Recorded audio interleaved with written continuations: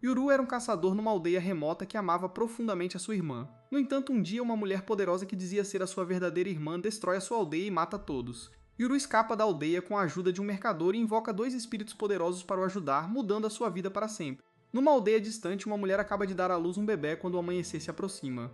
A velha parteira descobre que o parto ainda não acabou porque a mulher tem outro bebê no seu ventre. Na verdade, a velha maluca contava com isso. Ela diz à mulher para aguentar as dores do parto e esperar um pouco mais porque ela não pode dar à luz antes de manhã. A sua assistente diz à velha que isso é impossível, mas ela torna-se embaixadora da Nike e diz "Just do it", porque ela quer que os gêmeos se tornem os que governam o mundo. Em poucos minutos, chega a manhã e nasce o segundo filho. Enquanto a casa se enche com os choros de dois recém-nascidos, o pai fica em choque. Ele olha para os seus filhos, um deles com cabelo dourado como o dia, enquanto o outro tem cabelo preto como a noite. Ele sua muito e leva as mãos à cara, percebendo que a antiga profecia se cumpriu e que nasceram os filhos que separam o dia e a noite. 16 anos depois, o rapaz Yuru tornou-se um bom caçador e um excelente arqueiro. Ele sai sozinho na floresta e caça um pássaro desprevenido à distância antes de olhar para o céu e ver os rastros de fumo deixados pelos aviões, que são chamados de fartos de dragão na sua língua por alguma razão. Yuru logo volta para a aldeia e o seu amigo Danji está no portão à sua espera. Ele faz um escândalo assim que vê Yuru e pergunta como ele se atreve a sair para caçar sozinho novamente. Danji diz que Yuru deveria tê-lo levado caso acontecesse algum acidente na floresta,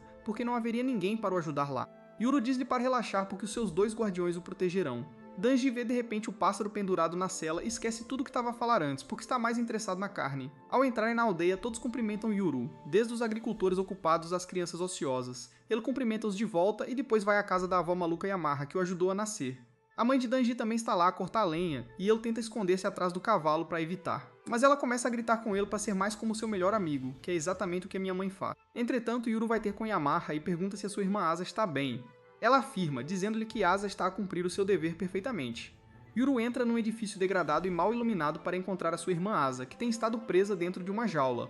O rosto de Asa ilumina-se assim que vê o seu irmão, e Yuru começa a contar-lhe sobre o fazão que apanhou mais cedo. Asa começa a animá-lo, mas Yuru diz que queria apanhar um veado ou um javali porque não estão a ter chuva este ano. E a este ritmo, não haverá comida suficiente para alimentar todos. Ele assusta-se ao ouvir isto e pergunta a Yuru se ele irá para o mundo exterior em busca de trabalho se não houver comida suficiente, e ele grita-lhe imediatamente que não vai a lado nenhum. Ele lembra-lhe que trabalhou arduamente para se tornar um caçador habilidoso para que a aldeia se tornasse totalmente dependente dele, e então ninguém concordaria em deixá-lo sair. Ele diz a Asa que vai ficar na aldeia e protegê-la para sempre, e isso anima-a. Nesse momento, a mãe de Danji chega lá e diz a Yuru que o mercador Dera está aqui, e ele vai imediatamente vê-lo. Dera já está a negociar com os aldeões, dizendo-lhes que a economia lá fora está muito má desde que Hormuz fechou. E além disso, a Covid voltou no mundo exterior, então eles precisam de ervas medicinais mais do que qualquer outra coisa. Os aldeões ficam mais do que felizes em negociar com Dara em ervas, e ele tem alguns remédios para os mais velhos também. Yuru logo chega lá, e Dara cumprimenta-o perguntando se ele quer alguma coisa.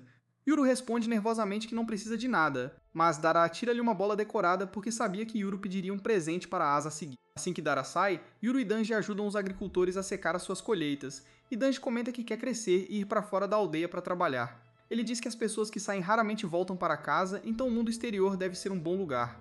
Mas Yuru não pensa como ele quer viver toda a sua vida na aldeia e Danji diz que se ele está tão apegado a Assad, ele deveria levá-la com ele. Yuru grita-lhe que Asa tem um dever importante a cumprir na aldeia, por isso ela não pode sair. Danji fica irritado ao ouvir isto porque ouviu a mesma coisa toda sua vida. Ele diz que nunca viu uma, e que ela pode muito bem ser imaginária neste momento. Yuru responde que apenas pessoas muito especiais podem conhecer a sua irmã, e camponeses como Danji não são dignos. Danji está pronto para partir para a agressão com esta ofensa, quando de repente, ambos os rapazes ouvem os sons de aviões aproximarem-se da sua aldeia, os sons ficam cada vez mais próximos, deixando-os perplexos. E então de repente, alguém usa um poder estranho para soprar a cobertura florestal que esconde a sua aldeia do mundo exterior. No momento seguinte, helicópteros aproximam-se da aldeia, e todos ficam chocados porque nunca esperaram nada assim. As crianças ficam entusiasmadas ao ver os helicópteros e aviões, mas os adultos ficam horrorizados porque costumavam pensar que as coisas voadoras eram dragões e não pedaços de metal. De repente, soldados emboscam-os por trás e começam a matá-los sem piedade. E até Dara, que se virou para ver o que estava a acontecer, é atacado por trás. Os aldeões correm para a avó Yamaha para perguntar o que está a acontecer, e ela responde que alguém quebrou a barreira à volta da sua aldeia. Ela tem a certeza de que eles estão atrás de Yuru e diz aos aldeões para o trazerem a ela imediatamente. Entretanto, Yuru já se dirige para ela depois de encontrar os corpos mortos de aldeões espalhados por todo lado. Danji está em pânico como qualquer um ficaria ao ver cadáveres, mas Yuru verifica calmamente seus pescoços em busca de pulso e depois corre em direção à aldeia. Ele avista dois soldados em cima das escadas, e antes que eles possam apontar suas armas para ele derruba um deles com seu arco e flecha. Ele derruba o segundo também, por pouco a tempo, fazendo com que ele erre o tiro em Danji por pouco. Ambos ficam chocados com a arma estranha que dispara projéteis destrutivos. Mas Yuru diz que não tem tempo para se preocupar com isso. Eles nocauteiam os soldados e depois dirigem-se para o templo porque a mãe de Danji e a irmã de Yuru estão ambas lá. Yuru para Danji no portão da aldeia e começa a remover as pedras na base de uma estátua guardiã para revelar uma passagem secreta para o templo. Danji fica chocado ao vê-la, mas Yuru não está a aceitar perguntas agora porque quer chegar a Asa o mais rápido possível. Ao mesmo tempo, os helicópteros largam uma pirralha loira chamada Gabi no chão e ela usa um poder estranho para morder e rasgar os seus alvos à distância. Os aldeões não têm ideia do que está a acontecer e tentam fugir, mas nada está muito longe para Gabi, que mata todos os adultos no local, mas poupa uma rapariga, dizendo-lhe que ela não morde criança. Assim que ela termina de eliminar todos os adultos na sua área, ela pega no seu telemóvel para dizer às forças terrestres para virem. Mas para sua surpresa, ninguém atende a sua chamada. Acontece que Dara é algo como um agente das forças especiais e ele já eliminou todos os soldados que o emboscaram. Ele limpa o sangue da sua faca e imediatamente tira o telemóvel para ligar ao seu parceiro Hana e dizer-lhe que a barreira à volta da aldeia foi quebrada. No entanto, ele não consegue contactá-la e percebe que as coisas são realmente sérias e que estão a lidar com o inimigo mais perigoso possível. Ao mesmo tempo, no templo, uma mulher com um tapa-olho arrasta o corpo inconsciente da avó e amarra consigo quando se depara com a Sai na sua jaula. Ela fica muito irritada ao ver isto e usa o seu poder para estilhaçar a jaula, bem como a cabeça de Asa num único golpe destrutivo. Apenas um segundo depois, Yuru chega a correr lá e ele fica devastado ao ver a sua irmã deitada numa poça de sangue. Ele chama o nome dela e, em vez dela, a mulher responde, dizendo a Yuru que a sua verdadeira irmã está aqui para buscar. Ela declara que matará todos, exceto Yuru, e ele entra em pânico, perguntando-se quem é esta mulher louca. Ele está furioso com ela por se dizer ser a sua irmã depois de matar Asa e tenta atirar-lhe. No entanto, a mulher reage rapidamente e liberta o seu poder por derrubar, abrindo um buraco no templo no processo. Ao mesmo tempo, Dara move-se pela aldeia, derrubando soldados com precisão milimétrica, enquanto mantém um olho nos helicópteros que cercam a aldeia. Ele logo chega a Gabi e vê que o seu poder de morder inimigos à distância é na verdade um fantasma assustador que é apenas uma mandíbula enorme com muitos olhos. Ele não fica realmente surpreso ao vê-lo e aponta para ele. Mas Gabi fica impressionada que o homem consiga ver o seu espírito invocado. Ela ataca-o com o espírito da mandíbula, mas Dara desvia-se do seu ataque e dispara de volta. O espírito da mandíbula defende a sua mestra contra as balas, então Dara muda sua estratégia e atira uma granada para Gabi. De volta ao templo, Yuru ainda está consciente, e a mulher pede desculpa porque ela só queria quebrar a sua flecha, mas acabou por o magoar. Enquanto ele tenta levantar-se, a bola que ele comprou para Asaf cai das suas roupas e salta na direção dela, aterrando na poça de sangue. Felizmente ela salta do pé de Amarra, trazendo-a de volta aos seus sentidos. E ela usa os seus poderes para invocar uma criatura assustadora do sangue de Asa para amarrar a mão da mulher. Ela grita para Dara levar Yuru e esconder-se no mundo real. E no momento seguinte, Dara está lá para cumprir o seu pedido. Ele agarra Yuru e foge enquanto Amarra lhe diz para nunca deixar que estas pessoas encontrem o rapaz. Ao mesmo tempo, Danji está a cuidar da sua mãe ferida quando vê Yuru a ser levado como um saco de batatas pelo mercador. Dara leva-o pela passagem secreta e diz-lhe que vão descer as montanhas. Mas todo o mundo de Yuru foi estilhaçado e ele não sabe o que fazer agora. Dara responde que explicará tudo assim que estiverem seguros.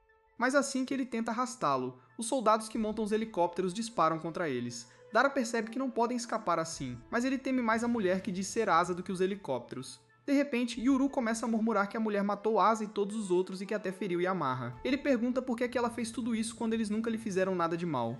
Mas Dara diz-lhe que há coisas mais importantes agora. Ele tira o seu pingente e diz a Yuru para o colocar no buraco entre as duas estátuas guardiãs. Yuru grita que não faz sentido nenhum, mas Dara diz-lhe para o fazer agora mesmo. Yuru não tem escolha senão obedecê-lo, mas quando ele chega ao buraco, ele encontra lixo depositado lá dentro. Dara diz-lhe para o limpar, plenamente ciente de que os franco-atiradores têm uma mira clara em Yuru. Mas ele também sabe que eles precisam de o capturar vivo. Yuru começa a esfregar o lixo para o limpar e depois coloca o pingente lá dentro. Assim que ele faz isso, Dara avança e bate com a cabeça dele no chão.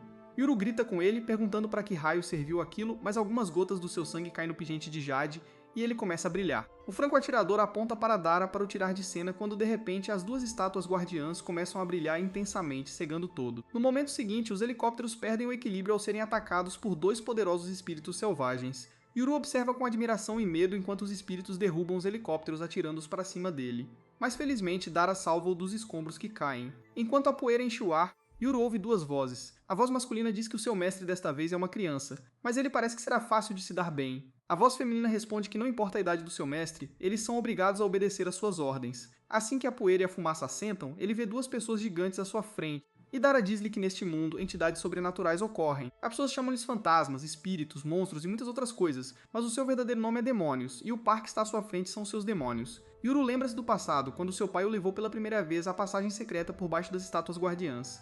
Ele disse-lhe que esta passagem foi feita há muito tempo pelo seu governante, quando esta aldeia era uma fortaleza. Ela ligava as duas estátuas guardiãs ao templo e o pai de Yuru disse-lhe para usar este caminho apenas quando fosse realmente necessário. No final do caminho, ele disse-lhe que as suas duas divindades guardiãs, chamadas Esquerda e Direita, estão sempre a vigiá-los, e no presente elas dizem-lhe o mesmo. O Og do Cabelo Vermelho é a Direita, que diz a Yuru que eles sempre estiveram a vigiar, e o Og do Cabelo Branco Esquerda diz-lhe que a partir de hoje ele é o seu mestre. Yuru fica pasmado ao ouvir isto, e ele pergunta se Dara bateu com a cabeça com muita força para o fazer ver coisas. A Direita começa a mexer no cabelo de Yuru, dizendo que o Churão é o seu novo mestre, mas a Esquerda diz-lhe para ter modos porque, embora Yuru possa ser uma criança que cresceu à frente deles, ele é o seu mestre. Dara também os cumprimenta, e os dois demônios reconhecem-no como um servo-demônio. Wright diz que viram os pássaros de metal a incomodá-los, por isso derrubaram-no. Dara agradece e diz que precisam descer a montanha imediatamente porque gente perigosa está atrás deles, mas Wright responde que não é o mestre deles, então não pode mandar. Left diz que só obedecerão às ordens de Yuru e Dara explica que o mestre deles é um idiota que nem sabe o que está acontecendo. Nesse momento, Gabi chega e começa a falar sobre como os dois demônios parecem fortes. Dara fica chocado ao vê-la viva, mesmo tendo jogado uma granada nela, mas ela diz para ele não subestimar o poder de seus demônios. Ela dá uma olhada em Yuru e percebe que ele deve ser quem eles procuram. Ela diz que se ele é irmão, deveria vir com ela, e Yu-Ho fica furioso ao lembrar o que a autoproclamada Asa fez com a irmã e os aldeões. Ele pergunta furiosamente a Gabi se ela matou os aldeões e ela afirma com orgulho. Bem, Wright e Left sentem a raiva dele e querem entrar em ação depois de ficarem presos em pedras por séculos. Eles dizem a Yuru que vão bater em quem ele mandar, mas Yuru responde que eles são os deuses guardiões da aldeia, então ele não pode dar ordens a eles. Os dois demônios ficam surpresos ao ouvir isso, mas então Yuru diz que só pode fazer pedidos a ele. O primeiro pedido é encontrar os sobreviventes na aldeia e levá-los para um lugar seguro, enquanto seu segundo pedido é não tocar em Gabi de forma alguma porque ela é seu alvo. Ele tira uma flecha de sua aljava e a carrega, e Gabi começa a surtar mais do que quando uma granada foi jogada nela. Yuru diz aos seus demônios que, além disso, eles podem fazer o que quiserem. Ao mesmo tempo, Yamaha ainda está tentando segurar a proclamada Issa, mas ela joga contra a parede e amaldiçoa, jurando que nunca esquecerão a velha pelo que ela fez. Ela foge com isso e no caminho encontra Danji e sua mãe, mas ela já atingiu seu objetivo, então não se incomoda em matá-los. Enquanto isso, Wright fica animado ao ouvir que Yuru lhes deu carta branca, e ele corre direto para a aldeia. Gabi tenta mordê-lo com seus demônios de mandíbula, mas Wright é mais rápido, e ele passa pelas mandíbulas instantaneamente, antes de avisar a garota que seu parceiro é o mais feroz deles. No momento seguinte, a mamãe Left chuta o demônio da mandíbula com toda a sua força, jogando-o contra uma parede de rocha, e Yuru aproveita essa chance para atirar uma flecha na perna de Gabi. Ele carrega outra flecha, mas Gabi reage rapidamente, convocando o demônio da mandíbula para levá-la em segurança. Yuru decide segui-la com Left, e ao mesmo tempo Wright acorda a garota que está inconsciente no meio do massacre. Ela fica confusa quando sente algo tocando nela e Wright lembra que pessoas comuns não podem vê-lo. Ele se torna visível para a garota e sorri o melhor que pode, dizendo a ela que está ali para salvá-la. No entanto, a garota desmaia ao vê-lo, e isso assombra o coração sensível de Wright. De qualquer forma, ele resgata todos os sobreviventes próximos e todos eles são crianças. Ele percebe que os atacantes não mostraram piedade com os adultos, mas não machucaram nenhuma criança, o que o confunde sobre sua crueldade. Ele sai da cabana e vê Asa, a que usa tapa-olho, correndo. Ele fica surpreso quando ela para ao vê-lo, mas ela imediatamente fica em pé de igualdade com ele e libera seu poder contra ele. Wright fica surpreso com isso, mas reage a tempo, soltando um rugido poderoso que sopra o ataque de Asa de volta para ela. Ela sobrevive ao ataque, enquanto Wright fala como um velho sobre como as crianças de hoje não têm modos. Asa foge. Wright fica desapontado com ela mais uma vez, mas então ele sente algo peculiar nela. Ao mesmo tempo, Gabi está em apuros, mesmo escondida dentro de uma casa e usando seus demônios para bloquear o portão. Ela se sente insegura porque a força bruta de Left é suficiente para rasgar a boca de seus demônios. O musculoso Mames desliza os dedos na boca e a força a abrir, dando a Yuju a chance de atirar outra flecha nos ombros de Gabi. Felizmente, Asa chega bem a tempo e usa seu poder para derrubar o prédio onde Gabi está presa. Yuru sobe nos escombros e mira nas garotas novamente, pedindo a Asa de tapa-olho que revele sua verdadeira identidade. Ela jura por sua mãe e pela mãe dele que é sua irmã de verdade, mas Yuru se recusa a acreditar nela. Ele diz que Asa não pode ser mais alta que ele porque é uma garota, e ela responde que o mundo exterior tem melhor nutrição, o que a ajudou a crescer tanto. Yuru acha que isso é apenas uma desculpa, mas nesse momento Wright chega e diz a ele que ele não deveria brigar com a família dele. Ele pode afirmar que o sangue de Asa cheira exatamente como o de Yuru, o que significa que são irmãos. Yuru surta ao ouvir isso e pergunta quem é a Asa que esteve no templo por todos esses anos. A verdadeira Asa responde que a garota é uma impostora criada pela vovó Yamaha para mantê-lo aqui. Ela revela que 10 anos atrás, seus pais a levaram e fugiram da aldeia há 10 anos, e Yamaha tinha medo que Yuru também fugisse. Então eles criaram uma Facusa e esperavam que Yuru ficasse aqui sendo o irmão mais velho, gentil e carinhoso que ele é. Ao mesmo tempo, a falsa Asa se recupera milagrosamente de seus ferimentos e se torna algo desumano e ameaçador. De volta à entrada da aldeia, Yuru começa a hesitar depois de ouvir a história da verdadeira Asa quando Dera intervém. Ele pergunta a Asa por que ela não recua agora que encontrou o irmão. Yuru fica furioso com ele, mas Daro lembra que se ele continuar lutando contra Azada, a aldeia sofrerá muitos danos e os sobreviventes podem perder suas vidas. Yuru não pode deixar isso acontecer, então ele decide aceitar a sugestão de Dara. Ele diz a Asa que permitirá que ela vá embora com Gabi se ela prometer não machucar nenhum aldeão, e ela rapidamente aceita o acordo. Yuru e seus amigos fogem imediatamente enquanto Gabi ataca a Saei, dizendo a ela que elas não podem falhar em seu objetivo de capturar seu irmão. Asa responde que elas encontraram Yuru seguro, o que é o suficiente por enquanto. Além disso, ela quer tratar os ferimentos de Gabi primeiro. Gabi responde que seu irmão é realmente implacável e habilidoso e a Sea se orgulha dele. Ela de repente começa a chorar que seu irmão está vivo e Gabi a consola, quando de repente a barreira ao redor da aldeia começa a ser reparada pelos poderes de Yamar. Ao mesmo tempo, 2 excursionistas estão sentados do lado de fora da fronteira da aldeia. Falando sobre os rumores de uma aldeia secreta nesta montanha, eles querem encontrar a aldeia que apenas os perdidos podem encontrar quando de repente Yuru e Dara passam correndo por eles, e eles ficam surpresos ao vê-los vestindo roupas do século XVI. Enquanto isso, Dara diz a Yuru que eles não podem mais ver a aldeia porque ela está escondida dentro da barreira novamente. Yuru pergunta se eles não podem voltar para lá e Dara diz que podem voltar, mas não é sábio fazê-lo porque Asa já sabe sobre isso e ela pode facilmente quebrar a barreira. Ele diz que eles irão para o mundo moderno em vez disso e se misturarão à multidão, mas Yuru não sabe o que é este lugar chamado mundo moderno. Eles descem a montanha e logo chegam a uma estrada onde a parceira de Dara, Hana, está esperando por ele. Ela está furiosa porque ele nunca lhe disse que estava trazendo um casal de demônios com ele. Os 2 demônios ficam impressionados que Hana pode vê-los, mas Yuzo está curioso e confuso sobre a grande caixa azul onde ela guarda as coisas deles. Até os demônios têm a mesma pergunta, e eles não ouvem nada do que qualquer um está dizendo que não esteja relacionado ao carro. Hana cumprimenta Yuru e diz que trabalha com Dara, e eles o levarão para um lugar seguro. Eles dizem a ele para entrar no carro, e ele começa o assunto porque não confia nessa coisa estranha. Dara tenta explicar a ele como a ciência permitiu que os humanos criassem veículos feitos de metal que os humanos podem dirigir. O rosto de Yuru diz que ele não entende nada. Então Hana entra no carro, liga e diz que há cavalos minúsculos dentro dessa belezinha e eles vão muito rápido. Yuru e seus demônios entendem e acreditam totalmente nessa explicação, e eles seguem para a civilização. Ao mesmo tempo, Asa e Gabi estão fora da barreira esperando por resgate. Logo, um cara chamado Jin chega com sua equipe médica. Ele pergunta a Gabi se ela está bem, e ela responde que levou um tiro no ombro e na perna, o que não é grande coisa porque ela está acostumada com a dor. Asa e Jin a julgam por tentar farmar hora enquanto está ferida. Jin pergunta se eles conheceram Yuru e Asa afirma. A equipe médica fica surpresa que nenhuma de suas unidades de patrulha o encontrou e deseja que tivessem mais helicópteros para ajudá-lo. Isso dá uma dor de cabeça a Jin porque eles perderam muitos soldados e 2 helicópteros hoje, e seu chefe não ficará feliz. Gabi diz que Yuru escapou com um cara de meia idade chamado Dara, e ouvir esse nome enfurece Jin porque eles são de famílias rivais. Ele amaldiçoa sua sorte por ter escolhido um dia em que um membro da família Tatara estava na aldeia e deseja que ele estivesse aqui para lidar com ele pessoalmente. Ao mesmo tempo, Dara explica tudo para Hana, que acha que eles estão lidando com pessoas muito poderosas se trouxeram um exército com eles. Dara acredita que eles são da família Kaishmori porque são os únicos capazes disso, e eles certamente sabem seu nome e rosto agora. Ele decide mudar sua aparência e identidade e se mudar para um novo lugar. Nesse momento, os 2 guardiões sentem algo e batem na janela do carro para avisar Dara que demônios os estão seguindo. Dara e Hana entram em pânico, pensando que o inimigo já os encontrou, mas os guardiões dizem para eles relaxarem porque os demônios se aproximam deles são amigos. Logo, uma mulher vestida de branco e montada em um cavalo branco etéreo os alcança. Ela cumprimenta os 2 guardiões com um sorriso, dizendo que faz 400 anos desde a última vez que se encontraram. Os guardiões a cumprimentam e apresentam Yuru como seu novo mestre. A mulher fica feliz em vê-lo, mas quando ouve que Yuru é um dos filhos que dividem o dia e a noite, ela fica preocupada com o futuro dele. Ela pergunta aos guardiões o que eles farão agora. Eles respondem que planejam se esconder em uma aldeia distante. A mulher voa para longe com isso, desejando-lhe sorte e dizendo que estará esperando para ouvir suas histórias quando eles voltarem. Enquanto tudo isso acontecia, Dara e Hana ficaram de queixo caído de choque porque a mulher e seu cavalo não eram um par comum.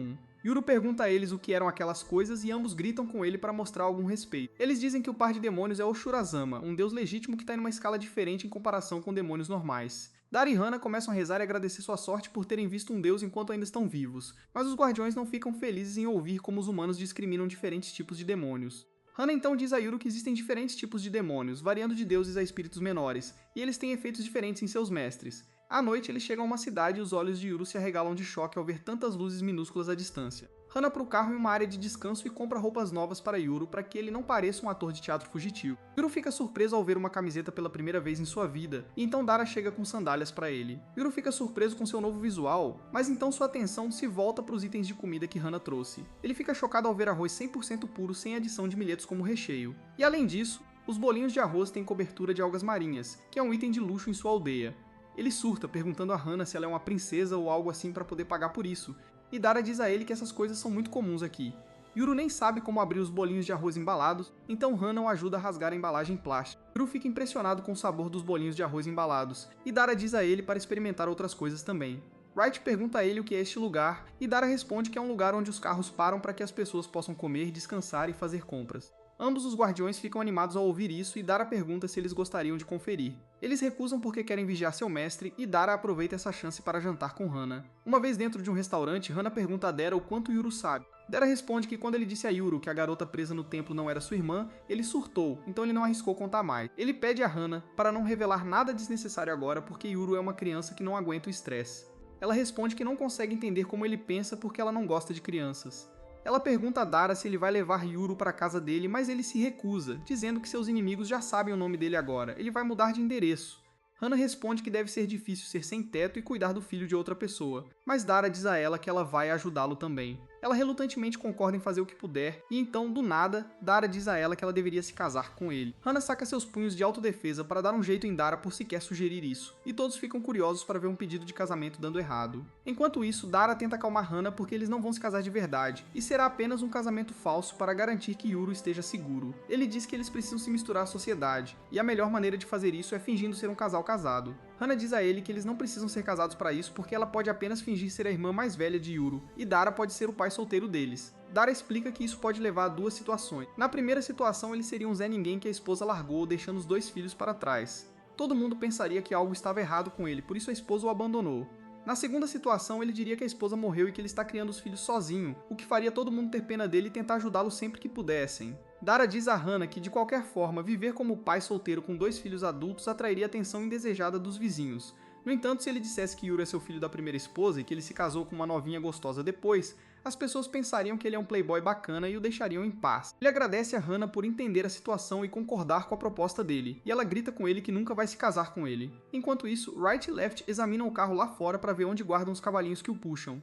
Não encontram nada, e então Yuru aparece lá para se desculpar com eles por ter comido toda a comida e não ter deixado nada para eles. Wright fica muito feliz que seu novo mestre seja tão gentil, mas Left diz para ele não se preocupar com eles porque demônios não comem comida humana. Ele então vai direto ao ponto e pede que contem tudo o que sabem sobre ele e sua irmã. Ambos os demônios ficam sérios ao ouvir essa pergunta, e Wright diz que eles ficaram na entrada da Vila Higashi por 400 anos, então só viram as pessoas que iam e vinham. Eles não sabem muito sobre o que aconteceu dentro da vila, mas viram os pais de Yuru tirando da vila muitas vezes. Wright lembra Yuru de como seu pai o levava para caçar quando era jovem, e ele se lembra claramente dessas memórias preciosas que fez com o pai. Left bem diz que eles nunca viram a irmã gêmea dele e nem ouviram nada sobre ela, exceto a notícia de que ela nasceu. No começo, eles pensaram que ela poderia ter morrido, então 10 anos atrás eles viram os pais de Yuru fugindo da vila com uma garota cujo sangue cheirava exatamente como Yuru. Yuru fica chocado ao ouvir isso porque acreditava que seus pais o abandonaram junto com Azi, mas eles só o abandonaram. Ele quer perguntar aos pais por que o deixaram.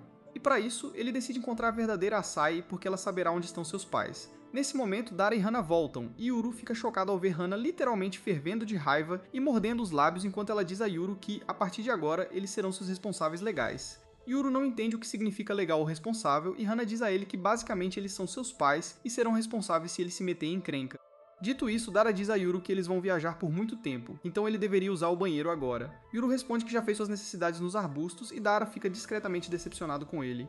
Hana diz a ele para não sentar no teto do carro porque as pessoas ficarão desconfiadas e Yuru diz que os guardiões estão sentados lá o tempo todo. Hana diz a ele que pessoas normais não conseguem ver demônios e Wright acrescenta que usuários de demônios como Yuru podem vê-los.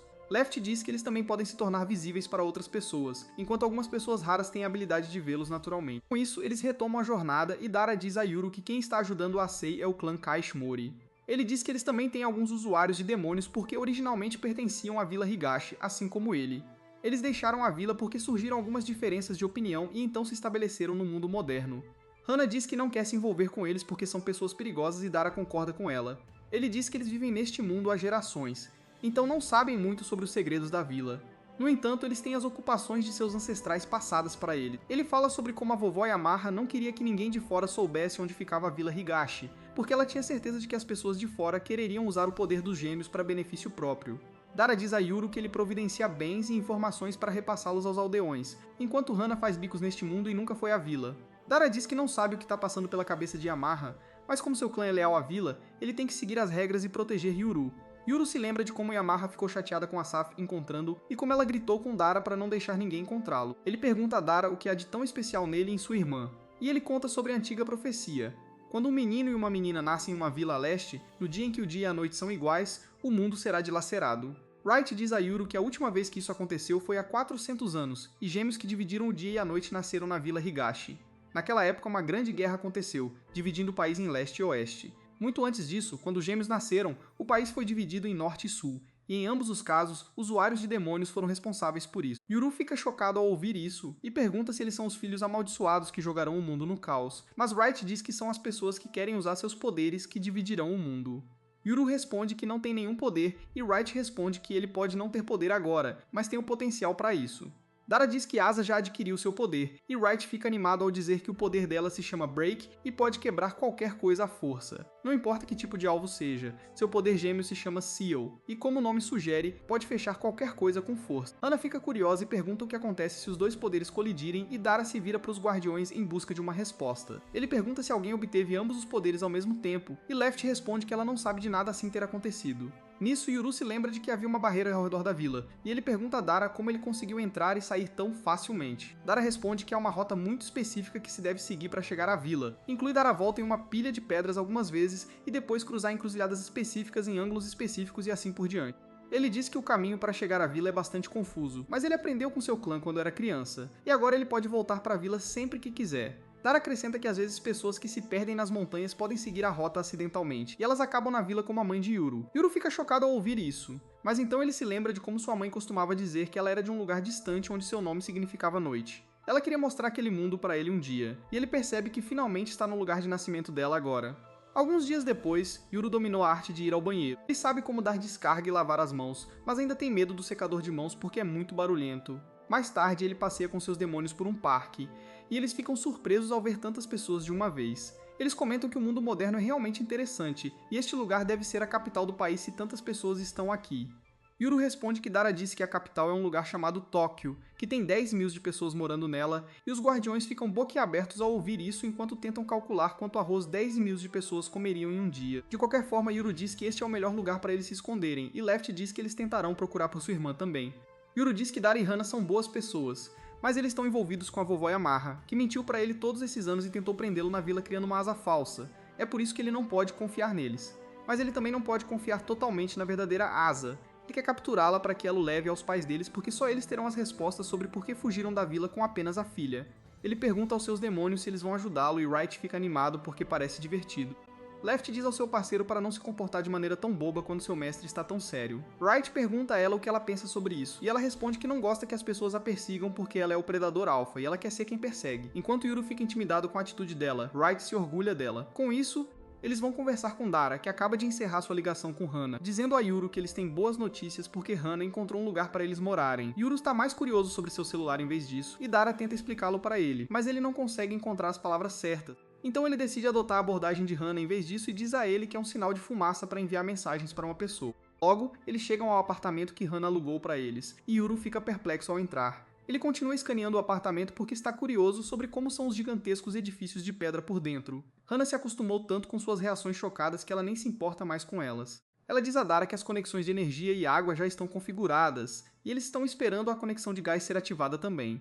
Ela dá a Dara um quarto com visual ocidental, enquanto diz a Yuru que ele pode usar o quarto japonês tradicional com tatames. Yuru fica completamente louco ao ver tatames em seu quarto porque eles são um item de luxo na vila que só são usados por Asei ou para ocasiões realmente especiais. Ele está pronto para lamber os tatames para ver se são reais, e então ele se joga neles, perguntando a Hana se ela tem certeza de que ele pode morar em um lugar tão caro. Nesse momento ele abre os olhos e vê um cachorro e um gato observando-o, e sem aviso, eles o espancam. O grito de Yuru chega aos seus demônios que estão olhando o banheiro, e eles imediatamente vão ao quarto de seu mestre para ver o que está acontecendo. Hana está apresentando seus animais de estimação, o cachorro Gyro e o gato laranja assustador Kotuzu. Wright e Left imediatamente se sentam e cumprimentam os animais, agradecendo por deixá-los entrar. Eles se apresentam como os demônios de Yuru, e ele fica confuso sobre por que eles estão reagindo assim. Ele fica ainda mais chocado quando o gato e o cachorro apertam as mãos dos guardiões, e nesse momento Dara aparece. Ele também cumprimenta os animais dizendo que nunca viu os demônios de Hana antes. Yuru perde a cabeça ao ouvir isso porque não consegue acreditar que um cachorro de aparência normal e um gato que parece um pervertido certificado sejam demônios. Bem, os demônios de Hana não gostam do tom dele, então eles cortam o dedo dele e depois o socam no estômago para que ele aprenda a lição. Wright e Left dizem a Yuru para se comportar bem na frente de seus anfitriões, mas ele ainda não consegue digerir o golpe. Depois disso, Hana coloca uma placa de nome temporária na frente da porta com o sobrenome dela. Dara diz que como ele é o marido, deveria ser o nome dele, mas Hana lembra que seus inimigos já sabem sobre ele, então seria melhor se usassem o nome dela. Ela diz a Yuru para usar esse nome também, e ele surta ao saber que ambos têm sobrenomes porque em seu lugar, apenas nobres têm sobrenomes. Hana diz a ele que todo mundo tem um sobrenome aqui, mas Dera torna as coisas mais interessantes dizendo a Yuru que Hana possui uma montanha. Hana grita com ele para não criar confusão e explica que herdou algumas terras, mas não consegue mantê-las e não há ninguém disposto a comprá-las. Yuru pergunta animadamente se ele pode ir caçar em sua montanha, o que é uma cantada lendária. Hana diz que ele não pode fazer isso porque precisa de uma licença para caçar neste mundo. Yuru acha difícil acreditar e Dara diz a ele que ele precisa de uma licença para dirigir carros também, deixando-o absolutamente perplexo. Ao mesmo tempo, Ace está em uma mansão luxuosa treinando suas habilidades. Ela estala o dedo para liberar apenas um pouquinho de seu poder na maçã à sua frente. E mesmo sendo precisa, ela não tem poder para fazer nada além de descascá-la. Ela decide usar a palma da mão inteira para canalizar mais poder. Mas desta vez ela não é nada precisa e acaba danificando o jardim. Nesse momento, o chefe da família Cashmore e o dono da mansão chegam lá e Asa se desculpa por continuar danificando o jardim dele. Ele diz a ela que tudo bem, desde que ela não mate ninguém e pede que ela continue praticando. Ele então diz a Jin para limpar as coisas e ele imediatamente invoca seu demônio. Uma piranha minúscula que cresce gigantesca enquanto nada pelas pedras e depois engole as estátuas que Asa acabou de quebrar. Depois disso, Asa pergunta ao chefe o que há pra hoje, e ele responde que está ali para ver Gabi, que está ocupada jogando videogame e diz ao velho que ele não precisava se incomodar em vir aqui. O velho a verifica e seus demônios e Asa pergunta se ela gostaria da maçã que ela não conseguiu destruir. Gabi fica feliz em aceitar a oferta, mas Asa não tem faca. Felizmente, Jin a cobre e ele faz sua piranha vomitar uma faca que estava carregando. Asa aceita a faca, mas Gabi se recusa a comer qualquer coisa que venha da barriga de um peixe nojento. Enfim, ela volta atrás na palavra rapidinho e curte a maçã com todo mundo. O chefe então diz pra Gabi que ela tem que ficar aqui e se recuperar, e o Asa vai cuidar dela. O Asa fica surpreso com isso, mas o velho diz pra ela que se as pessoas souberem que ela e o irmão saíram da montanha, eles farão de tudo pra raptá-los. Ele também não confia totalmente nos próprios parentes e diz pra Asa que ela precisa ficar segura aqui.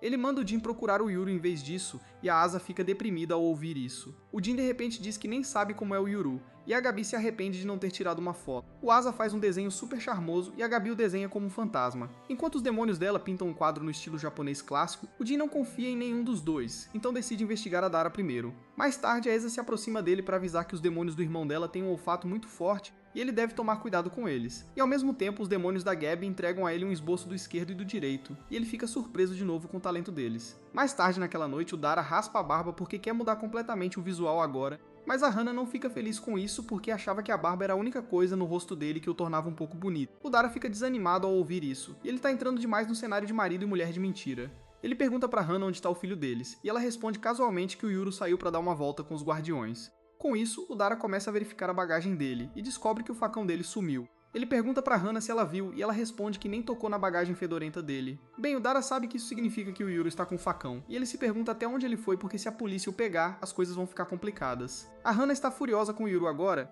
e ela tá prestes a dar uma boa surra nele como uma mãe de verdade quando ele voltar pra casa. Enquanto isso, o Yuru está no topo de um prédio, e ele diz que o mundo moderno é tão grande e eles não podem esperar encontrar a Asa tão facilmente aqui. A Left diz que ela deve estar procurando o Yuru também, então eles eventualmente se encontrarão. De repente, o Yuru tem uma ideia, e pergunta aos demônios dele se eles conseguem sentir outros demônios como sentiram o cheiro da moça cavalgando. A Left afirma, e então o Yuru pergunta ao Right se ele pode rastrear a Asa pelo cheiro do sangue dela, com ambos os demônios dizendo que podem fazer isso. O Yuru tem um plano. Ele diz que eles precisam encontrar um local com muitos demônios e o cheiro da Asa porque o Dara disse a ele que a família Kajori tem muitos mestres demônios. A Left e o Right gostaram do plano, e eles imediatamente liberam todo o poder deles, se transformando em suas versões douradas selvagens. Eles pegam o Yuru e vão para os céus procurar a cidade, e depois de um tempo voando, eles localizam um lugar onde há muitos demônios e o cheiro da Asa. Eles pousam perto do local e o Yu-Ho primeiro vomita por causa do enjoo. O Right o pega pela cabeça e diz que pode sentir a Asa por perto e alguns demônios. A Left pergunta se eles podem espancar os demônios assim que eles aparecerem, mas o Yu-Ho quer tentar conversar caso os demônios sejam razoáveis. Ela responde que nem todos os demônios entendem humanos, então ele pode estar pedindo muito, e bem nessa hora. O Right sente o cheiro da Asa se aproximando. Eles vão para um estacionamento subterrâneo onde o Jin está com os homens dele procurando informações sobre o Dara. O Yuru e os demônios dele se escondem atrás de um pilar, e o Right pode confirmar que essas pessoas cheiram a demônios e estão seguras. Ele diz que os demônios deles devem estar por perto e pergunta se o Ruia pode vê-los, mas ele não vê nada além dos três homens. De repente, a Asa aparece lá,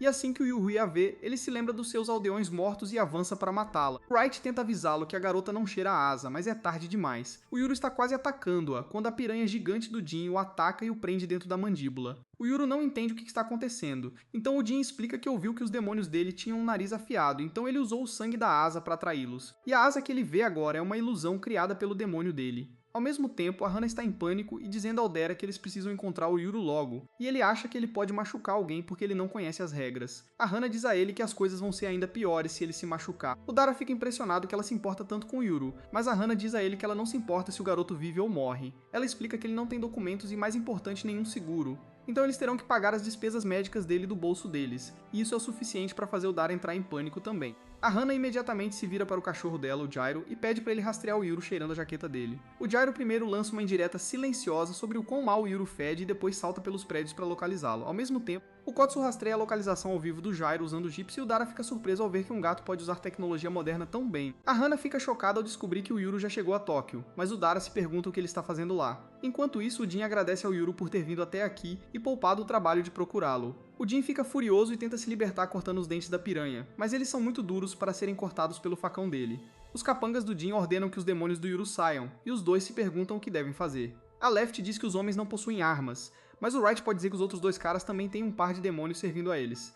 Eles estão confusos sobre o que fazer, mas então decidem sair e enfrentar o que acontecer de frente. Os capangas do Jin ficam satisfeitos ao ver isso e dizem para eles pararem agora mesmo se quiserem que o mestre deles viva. Mas o Wright e a Left continuam andando em diligência a eles. O Wright pergunta a Left quem elas devem capturar primeiro, e ela sugere que lidar com o Jin seria a melhor opção. O Yuru pede desculpas por ter perdido a calma, mas a Left diz para ele ficar onde está porque assim os demônios do Jin não podem fazer nada. O Jin e os homens dele ficam chocados ao ver um demônio dando ordens ao mestre dela, mas o Wright ri e diz que o mestre deles deu a eles carta branca. O Jin decide enfrentá-los de frente e ordena que o outro demônio dele traga algumas armas. A piranha pequena vomita um monte de armas e espadas, e o Yuru diz aos demônios dele para terem cuidado porque ele sabe o que essas armas podem fazer.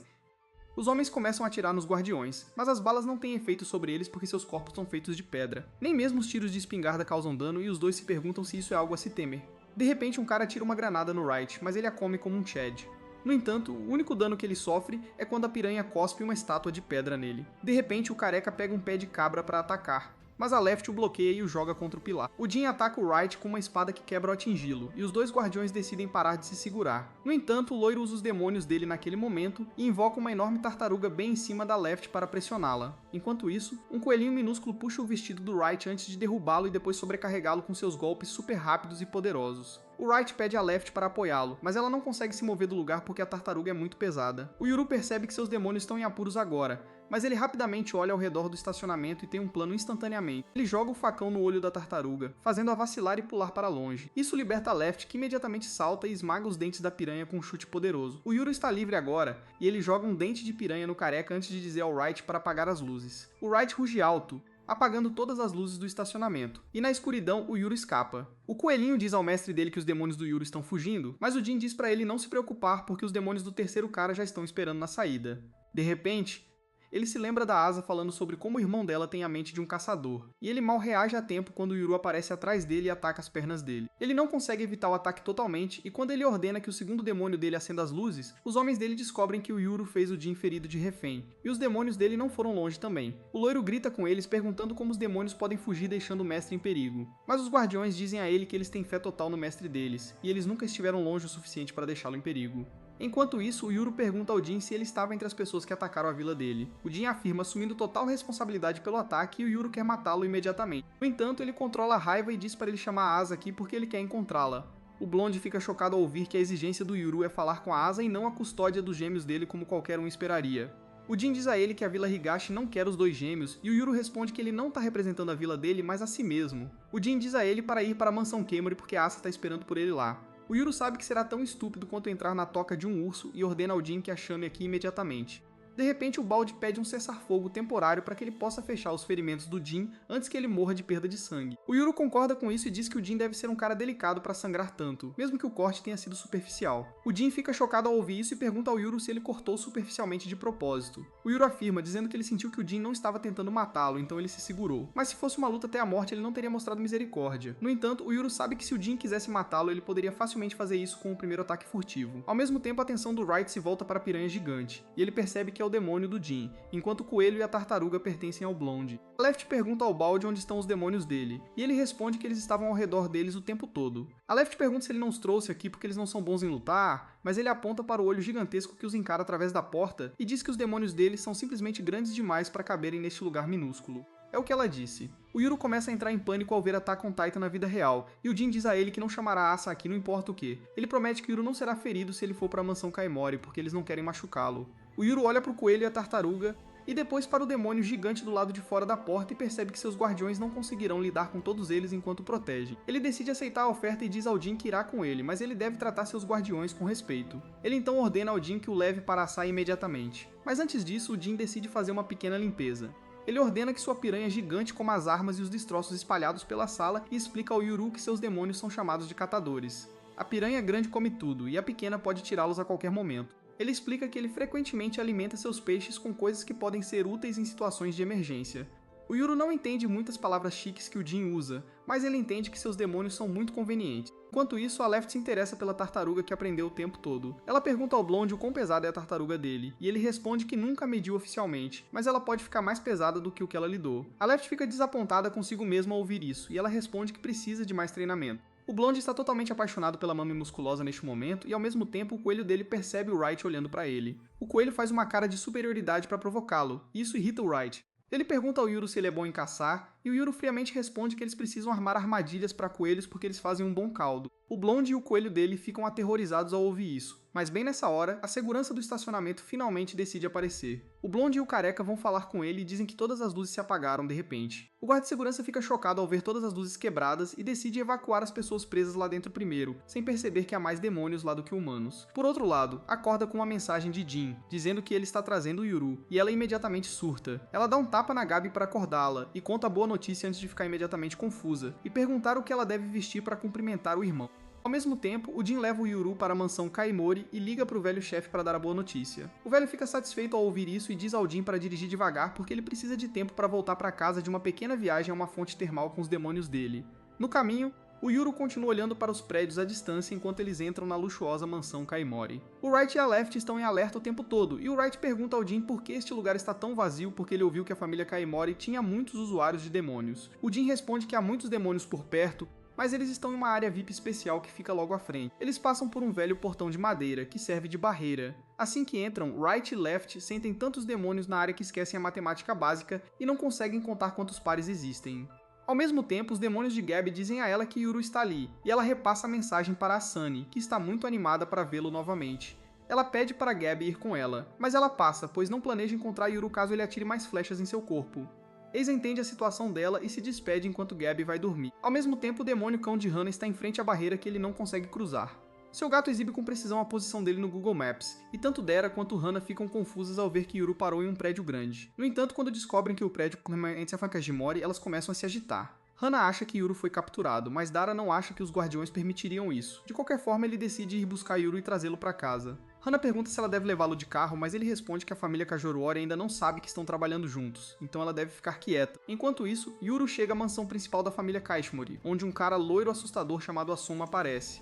Jin pergunta o que ele está fazendo acordado tão tarde e Asuma responde que veio dar as boas-vindas ao outro gêmeo. Jin fica chocado ao ouvir isso porque ele nunca deu nenhuma dessas informações a Asuma, e ele responde que tem ouvidos aguçados. Ele percebe que Jin está ferido, mas não lhe dá muita atenção e vai cumprimentar Yuru em vez disso. Nesse momento, Eisa vem correndo e Yuru não fica feliz. No entanto, ela está extasiada e pergunta se pode abraçá-lo, mas ele recusa claramente. Eisa fica triste ao ouvir isso, e então Yuru diz a ela que não está ali para ser amigo dela, mas para fazer algumas perguntas. Eisa está ansiosa para contar tudo, mas Yuru diz a ela para cuidar do ferimento de Jin antes disso. Asuma aproveita essa chance e diz que, enquanto Asa está mostrando Jin para a enfermeira, ele pode mostrar Yuru pela mansão. Jin recusa friamente em nome de Yuru, dizendo que ele é o convidado deles e ficará com eles. Asuma não revida e se afasta com o L, enquanto Jin ordena a Balde que fique no portão de guarda. Ele também diz a Yuru para ficar perto dele dentro da mansão, senão ele se perderá. Com isso, eles vão para a enfermaria, onde o médico vilão de cabelo roxo trata os ferimentos de Jin. Após receber seus pontos, ele devolve o frasco de sangue de Asa ao médico. Isso lembra Yuru de algo importante. Ele diz que apenas monstros retiram sangue de pessoas vivas, e Asa diz a ele que foi ideia dela. O médico vilão diz a Yuru que, com a ciência médica moderna, eles podem extrair a quantidade necessária de sangue sem machucar o paciente. Yuru não acredita em nada disso e diz que deve ser magia negra ou algo assim, mas Asa o assegura que é completamente seguro e até indolor se alguém habilidoso o fizer. Com isso, ela fica na frente dele com uma expressão séria no rosto e pergunta se pode abraçá-lo agora. Ele recusa e começa a rosnar para ela, antes de dizer que sua irmãzinha deveria ser menor e mais fofa, mas ela é bem grande. Asa diz a ele que se ele comer a comida aqui embaixo, ele também crescerá forte e saudável. Yo-Ho reclama que a comida aqui é salgada e muito temperada, mas ele gosta do arroz. Ele de repente percebe que está esquecendo a questão principal e pergunta a Asa onde estão seus pais. A atitude dela muda imediatamente ao ouvir essa pergunta. E ela diz rabugenta a Yuru que seus pais não estão aqui. Ele acha isso improvável, mas Asa diz que seus pais estão desaparecidos e ela não tem ideia de onde eles estão. Ela se vira para Jin para recitar a história completa e ele pergunta quanto ele deve contar a Yuru. Asa diz que ele deve contar tudo porque ela não quer mentir para o irmão. Jin não fica feliz ao ouvir isso, mas é decisão de Asa, então ele diz que muita coisa aconteceu depois que os pais de Yuru deixaram a vila. A família Kashmori os acolheu e depois de um tempo eles decidiram visitar a casa da mãe de Yuru. Yuru fica animado ao ouvir isso, pois se lembra de como sua mãe era deste mundo e ela queria levá-lo para casa. Jin diz que sua mãe era de Okinawa e Asa explica que é uma ilha ao sul e eles precisam pegar um avião para chegar lá. Após o ataque à sua vila, Yuru sabe o que são aviões, mas ainda fica chocado ao saber que são veículos. Asa explica que sua mãe só queria mostrar aos pais que ela não estava perdida em alguma montanha, mas encontrou uma família, então ela estava muito ansiosa para ir para casa. Ela deixou a jovem Asa com a família Kajamori e embarcou em um avião, mas quando o avião pousou, nenhum de seus pais foi encontrado. Yuru fica chocado ao ouvir isso e pergunta se seus pais caíram do avião, mas a Sei diz que isso não é possível. Yuru pergunta como isso pôde acontecer e se eles não tinham guardas com eles. Jin responde que eles tinham um guarda confiável que empunhava demônios, mas ele desapareceu com eles também. Yuru diz que o guarda parece suspeito agora e tanto Jin quanto Asa concordam com essa teoria. Asa diz que o guarda poderia ter sido um agente secreto da Vila Higashi, cuja missão era se aproximar de seus pais e sequestrá-los. Jin diz que foi uma falha da família Kashmori, não importa como tenha acontecido. Yuru pergunta a Asa como ela pode confiar nessas pessoas depois que seus pais desapareceram, e ela responde que confia na família Kashmori porque o velho mestre a manteve segura por tanto tempo quando a vila continuava enviando assassinos atrás dela. Yuru não tem resposta para isso e o ambiente fica em um silêncio constrangedor. Enquanto isso, alguns inimigos descobriram que Yuru e Ase estão ambos na mansão Kashmori agora, e seus guerreiros mais capazes estão feridos ou fora de estação. Eles acham que é o momento perfeito para pegá-los, porque o poder de Ase é muito reduzido à noite e Yuru ainda não despertou seu poder. Um deles pergunta como eles lidarão com os demônios de Yuru, e o líder dos conspiradores responde que não tem problema se Yuru morrer agora, pois eles só precisam da cabeça de Asa para cumprir seu objetivo. Eles decidem agir, mas felizmente Right e Left sentem a intenção hostil deles a quilômetros de distância. Left imediatamente vai até a janela e fecha as cortinas, bem quando dois demônios yin yang assustadores arrombam a janela. Todos correm o mais rápido que podem com os demônios atrás deles e Yuru amaldiçoa Jin por levá-lo a uma armadilha. Jin diz que estes não são demônios do clã Kajamori e que os inimigos romperam sua barreira. Right e Left acham que podem derrotar os demônios, mas Jin pede para capturarem o mestre deles vivo, se possível. Yoho pergunta o que acontece se eles matarem o mestre e Blonde responde que se os demônios não forem transferidos antes que seu mestre morra, eles se tornam demônios errantes e ficam presos em um local como fantasma. Se eles não encontrarem um mestre, eles desaparecem com o tempo e Yoho acha isso muito triste. Ele decide não matar os demônios ou seus mestres e pergunta a Jin se ele tem arco e flecha. Jin imediatamente pede ao seu peixinho para vomitar qualquer coisa relacionada a arco e flecha, e há muitas coisas na ninhada que Yuru não reconhece. No entanto, ele pega o arco com o qual está mais familiarizado e aponta uma flecha para os demônios que se aproximam, antes de disparar um tiro poderoso em sua direção. No entanto, ele nem consegue mirar corretamente com a flecha que voa em direção ao telhado e Yuru culpa o arco, dizendo que ele precisa de ajuste. Os demônios Yin Yang ainda estão carregando contra eles, então eles correm para um local mais seguro onde liga para Gabi, pedindo para ela dar suporte a eles. Infelizmente, Gabi está escondida dentro de seu demônio de mandíbula, pois um assustador está preso nas mandíbulas, enquanto o outro está desesperadamente tentando libertar seu parceiro. Ela pergunta a Jin o que diabos está acontecendo, e ele responde que eles estão lutando contra demônios que nunca viram antes. Gabi o chama de nerd estúpido e diz para ele fazer seu trabalho de proteger Azaben. Jin responde que ele está ferido agora, então ele não pode lutar totalmente. Mas Yuru e seus demônios estão cuidando das coisas para ele. Gabi fica um pouco irritada ao ouvir o nome de Yuru, mas acredita que ele será capaz de lidar com as coisas do seu lado. Ela pergunta a Jin se ela pode fazer o que quiser do seu lado, e ele lhe dá total liberdade. Assim que ela ouve isso, Gabi diz ao seu demônio de mandíbula para morder o atacante preso, e ele obedece instantaneamente, arrancando a cabeça do demônio de forma limpa. Bozack Horseman está muito aterrorizado para se mover agora e Gabi diz ameaçadoramente que o deixará se juntar ao seu parceiro na vida após a morte. O demônio cavalo tenta fugir, mas o demônio de mandíbula de Gabi é rápido o suficiente para alcançá-lo e mordê-lo. Com isso,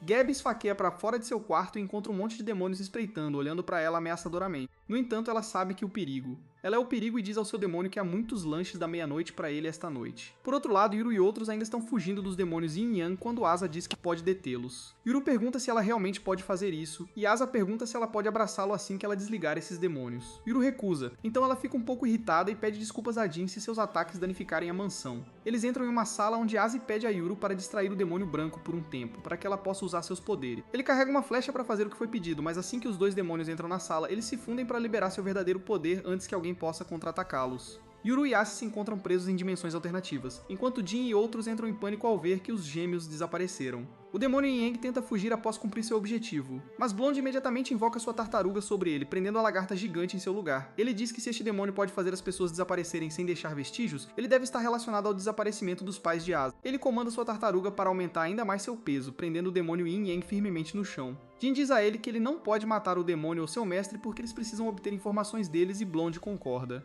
Nesse momento, seu coelho diz a ele que há muitos demônios inimigos lá fora e Blonde imediatamente pede a Jin para lidar com eles, enquanto ele se concentra em seu alvo. Até o coelho decide pegar o caminho mais fácil e diz que protegerá seu mestre, e Jin relutantemente se prepara para lutar. Ele sabe que o velho mestre e seus 2 guarda-costas de elite estão fora de estação, e outro empunhador de demônios habilidoso não está em condições de trabalho. Ele percebe que tem que vencer essa luta sem reforços e imediatamente entra em modo sério, enquanto saca uma Glock de sua piranha. Enquanto isso, presa na dimensão escura, Eisaka continua chamando Yuru e os outros, mas ninguém consegue ouvir sua voz. Ela de repente perde a confiança ao perceber que está completamente sozinha, pois isso a lembra da época em que ficava presa no templo na vila. Ela começa a tremer e suar quando de repente ouve a voz de Wright, dizendo que ela não está sozinha. Isso a assusta mais do que qualquer outra coisa. Ela começa a olhar ao redor para ver de onde ele está falando. Wright diz a ela que está muito escuro para ver qualquer coisa, mas assegura que está bem ao lado dela. Ele diz que essa escuridão é quase antinatural, pois não fica tão escura nem mesmo na Vila Higashi. De repente, ele comenta que sente um cheiro ruim, que acaba sendo o medo de Asa. Ele pergunta se ela tem medo do escuro, e ela se lembra de sua infância traumática e responde que tem medo de ficar sozinha no escuro. Nesse momento, Wright alcança e afaga sua cabeça, dizendo que o cheiro de seu medo levou até ela. Ele diz a ela que ela não precisa ter medo porque ele está com ela, e Asa começa a desfrutar dos afagos reconfortantes na cabeça como um gato antes de perceber que Yuru desapareceu e pergunta freneticamente a Wright sobre ele. E ele responde que não consegue sentir o cheiro de Yuru em nenhum lugar neste espaço. Eisa pergunta por que Wright não está protegendo seu mestre, e ele responde que Left está com Yuru, e ela será suficiente para mantê-lo seguro. Ele então diz a Asa que veio aqui porque queria falar com ela, e ela fica surpresa ao ouvir isso. Wright a lembra de como ela o agiu sem aviso na primeira vez que se encontraram, e desde que ele veio para a mansão. Ela nem o cumprimentou. Ele pergunta o motivo disso, e Asao diz que quando ele cancelou seu ataque break na vila, ela se lembrou de algo que seus pais lhe ensinaram. Eles lhe disseram que os guardiões direito e esquerdo tinham a capacidade de neutralizar as habilidades chamadas Break e Seal caso saíssem de controle, e Wright diz a ela que ela está absolutamente certa. Ele se declara seu inimigo natural com um sorriso aterrorizante, e Asu percebe que Left se tornará o inimigo natural de Yuru se ele adquirir o poder de Seal. Ao mesmo tempo, Left pousa bem ao lado de Yuru, que está completamente perdido dentro da dimensão branca. Ele pergunta à guardiã onde eles estão e Left diz que nunca viu nada assim em sua vida. Yuru diz que eles estão em solo firme, mas a branca em todos os lugares está atrapalhando seus sentidos. Left explica que quando ela estava voando mais cedo, ela bateu em um telhado, o que significa que este lugar é uma barreira projetada para mantê-los dentro. Yuru entra em pânico um pouco ao ouvir isso, mas então pede a Left para ajudá-lo a ajustar a mira de um novo arco. Ela fica um pouco confusa com a atitude dele e Yuru diz que o pai o ensinou a manter suas ferramentas em bom estado e está pronto para qualquer batalha. Então ele vai ajustar o arco enquanto eles estão presos aqui. Left pergunta se ele não está com medo neste lugar estranho e Yuru responde que nada faz sentido para ele desde que sua vila foi atacada, então ele se acostumou a ficar confuso. De qualquer forma, ele pede a Left para segurar seu facão acima da cabeça como alvo. Enquanto ele tenta ajustar a mira, ele erra por uma grande margem na primeira tentativa, acertando Left na cabeça. O Yuru entra em pânico e pede desculpas, mas Left diz pra ele continuar porque ela é feita de pedra e flechas não podem fazer nada com ela. Yuru erra outro tiro também e começa a surtar. Sem conseguir descobrir o que está errado, Left pergunta se ele não está preocupado com a irmã e Yuho responde que ela tem o poder de quebrar. Então ela deve ser capaz de sair da barreira sozinha. Ao mesmo tempo, no mundo real, a tartaruga sente algo estranho e pula do seu lugar. Blonde pergunta o que está acontecendo e a tartaruga apenas aponta para o demônio Yin Yang que de repente se abre, com Asa e Wright saindo dele graças aos poderes dela. Todos ficam animados em vê-la, mas Asa tem coisas mais importantes a fazer antes de se juntar a eles. Ela usa seus poderes para quebrar o contrato do demônio Yin Yang com seu mestre, e então pede ao médico o sangue dela. Ela espirra o frasco de sangue no demônio Yin Yang para formar um contrato com ele, e ele instantaneamente a aceita como sua nova mestra. O demônio começa a se aconchegar com Asa, que fica surpresa com o quão amigável ele é. Ela pergunta se ele engoliu o irmão dela, e assim que o demônio afirma, Asa franticamente pede para ele cuspir. No momento seguinte, o demônio cospe Yuru e Left, que não perdem tempo e viram suas armas contra ele. Eisa pede para eles pararem porque o demônio está do lado deles e Yuru diz para ela explicar antes que ele atire. Eisa diz que o demônio agora trabalha para ela e Blonde acrescenta que ele pode dizer a ele sobre seus pais desaparecidos. Yuru para ouvir isso e Asai entra em ação, perguntando ao demônio sobre seu antigo mestre. O demônio Yin Yang não tem vergonha de entregar seu antigo dono que está escondido do lado de fora da sala. No entanto, Asa não consegue vê-lo no escuro e ele pensa que pode escapar. Mas então de repente uma flecha de Yuru perfura seu ombro. Ele ordena a Wright que capture o homem, enquanto Asa fica absolutamente encantada com o quão incrível caçador é seu irmão. Ao mesmo tempo, Jin está mancando pelo casarão, dizendo aos não combatentes para ficarem escondidos enquanto demônios inimigos se aproximam dele por trás. Ele nem se dá ao trabalho de prestar atenção neles, pois sua piranha gigante os devora, e a menor cospe granadas nos portadores de demônios escondidos nas sombras. Ele também não hesita em sujar as mãos, e assim que sua piranha devorou os demônios que tentavam emboscá-lo, ele atira em seu mestre a queima-roupa. Nesse momento, Gabi chega e relata que lidou com 5 fracotes no caminho, mas não reconheceu nenhum deles. Jin diz a ela que também não reconheceu ninguém quando de repente ele nota alguém atrás dele. Ele se vira para atirar, mas para sua surpresa, o homem já está derrotado com uma flecha presa em seu braço. Jin percebe que Yuru derrubou esse cara, mas ele está confuso de onde está atirando. Yuru está atualmente no telhado do casarão, fingindo ser o Batman com um arco. Ele de repente sente alguém nos arbustos, mas decide não atirar no cara e em vez disso muda de posição. Enquanto isso, o cara samurai escondido atrás dos arbustos descobre que não pode vencer contra Yuru em um combate direto, porque ele será baleado antes mesmo de chegar perto dele. Ele decide desistir porque não quer morrer como os outros tolos nesta equipe montada às pressas. Enquanto isso, outro atacante decide fugir porque já perdeu seus demônios, mas ao tentar cruzar o portão, ele esbarra em algo e cai. Ele entra em pânico ao ver um olho gigante, e nesse momento, Balde chega com um pé de cabra e o espanca violentamente. Logo, todos se reúnem em torno das salas danificadas e Yuru diz a Jin que deve haver maneiras melhores de entreter convidados do que fazê-los lutar contra intrusos. Jin pede desculpas e agradece a Yuru por ajudá-los, e ele responde secamente que não se importa com eles e que fez tudo para encontrar seus pais. Nesse momento, Gabi também chega e imediatamente começa a brigar com Yuru. Eiza de alguma forma consegue acalmá-los porque eles precisam lidar com os atacantes que capturaram vivos. Gabi pergunta a Jin o que eles vão fazer com eles, e ele responde que o mestre tomará a decisão, mas eles podem interrogá-los até que ele retorne. Blonde se adianta para o trabalho e vai até o Punk que anteriormente possuía os demônios Yin Yang. O Punk responde que recebeu uma grande quantia em dinheiro para sequestrar os gêmeos, mas não sabe quem eram seus empregadores. Blonde nem se dá ao trabalho de fazer perguntas e invoca sua tartaruga no colo do Punk, esmagando suas pernas instantaneamente. Ele concorda em falar agora e Blonde pergunta quem o contratou. O Punk jura por sua mãe que não sabe de nada, e que conheceu todos da equipe pela primeira vez em sua vida. Ele acha que um cara barbudo de jaqueta camuflada era o líder, e Balde engasga ao ouvir isso porque ele praticamente demoliu o cérebro daquele cara. Jin fica desapontado ao ouvir isso, e então pergunta ao Punk se ele sabe alguma coisa sobre os pais dos gêmeos que desapareceram de um voo. Ele jura novamente que não sabe nada e Yu-Ho fica desanimado ao ouvir isso. Ninguém mais sabe de nada também. E Asa pede desculpas a ele porque sabe que ele veio aqui apenas para descobrir sobre seus pais, mas eles não têm nenhuma pista. Nesse momento, Jin pergunta se mais alguém tem perguntas para esse cara, e Asa levanta a mão. Ela pergunta ao Punk os nomes de seus demônios, e ele responde que o chama de coisas como eu ou você, porque são gado, e ele não vai gastar energia nomeando-os. Ele diz que eles se soltariam se ganhassem nomes, e sua resposta irrita Gabi. Ela coloca a cabeça do Punk dentro da boca de seu demônio mandíbula, pressionando o suficiente para extrair sangue de sua cabeça. O homem teme que vá ter a experiência real de Attack on Titan, mas então Gabi decide poupar sua vida e retorna ao seu quarto. Depois disso, Ace decide nomear os demônios ela mesma, e eles começam a se aconchegar com ela porque estão muito felizes em ouvir isso. Ela diz a eles para não criarem muitas expectativas porque ela é apenas a mestra temporária deles e então pede para eles ficarem menores, pois o tamanho grande deles é um pouco desconfortável. Eles se transformam em demônios adoráveis de ponto e vírgula com isso, e Yuru decide iniciar uma conversa. Ele pergunta a Asa se ela está acostumada com assassinos atacando assim, e ela afirma, dizendo que a vila enviou inúmeras pessoas para matá-la. De repente, Yuru aponta para o tapa-olho dela e pergunta se ela também o perdeu em um ataque. Todos ficam em silêncio ao ouvir isso e Asa afirma, mas então ela decide não esconder nada de seu irmão. Ela diz a ele que uma vez morreu nas mãos de um assassino da vila, e Yuru não sabe como processar essa informação porque Asa está claramente viva na frente dele. O choque faz Yuru reviver o momento em que ele mesmo quase morreu. Poucos dias antes de seus pais fugirem da vila, ele e seu pai saíram para caçar quando ele foi emboscado por um bandido. O malfeitor o segurou no chão com uma faca a poucos centímetros de seu rosto. Percebendo que tinha que matar ou ser morto, Yuru esfaqueou o bandido no estômago e ao mesmo tempo uma flecha perfurou o pescoço do bandido, fazendo-o morrer instantaneamente. A flecha foi disparada pelo pai de Yuru, que imediatamente correu para ver se seu filho estava bem. Ao notar o sangue do bandido em suas roupas, ele percebeu que o incidente traumatizou Yuru. Ele abraçou e pediu desculpas a Yuru, mas disse para ele não esquecer a intenção de matar porque ele provavelmente a experimentaria muitas vezes no futuro, e ele nunca deveria hesitar em lutar contra aqueles que desejam prejudicá-lo. Após a palestra, Yuru observou seu pai se livrar do corpo, mas por mais que tentasse, não conseguia se acalmar. Seu pai o tranquilizou dizendo que essa ansiedade era normal, e que em tais momentos ele deveria respirar fundo e deixar o medo desaparecer. Ele enfatizou que era importante para caçadores como eles dominar tal habilidade, porque quando estão enfrentando feras, eles devem pensar com clareza e sem medo para sobreviver.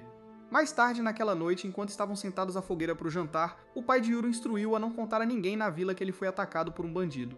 Yuru ficou confuso com isso porque pensou que deveriam avisar a todos caso os aliados do bandido decidissem atacar a vila em retaliação, Mas seu pai tinha certeza de que os bandidos não atacariam e convenceu Yuru a agir com calma e fingir que nada aconteceu. No dia seguinte, assim que os dois retornaram à vila, os vizinhos curiosos perguntaram se eles estavam bem porque era incomum eles passarem a noite nos bosques.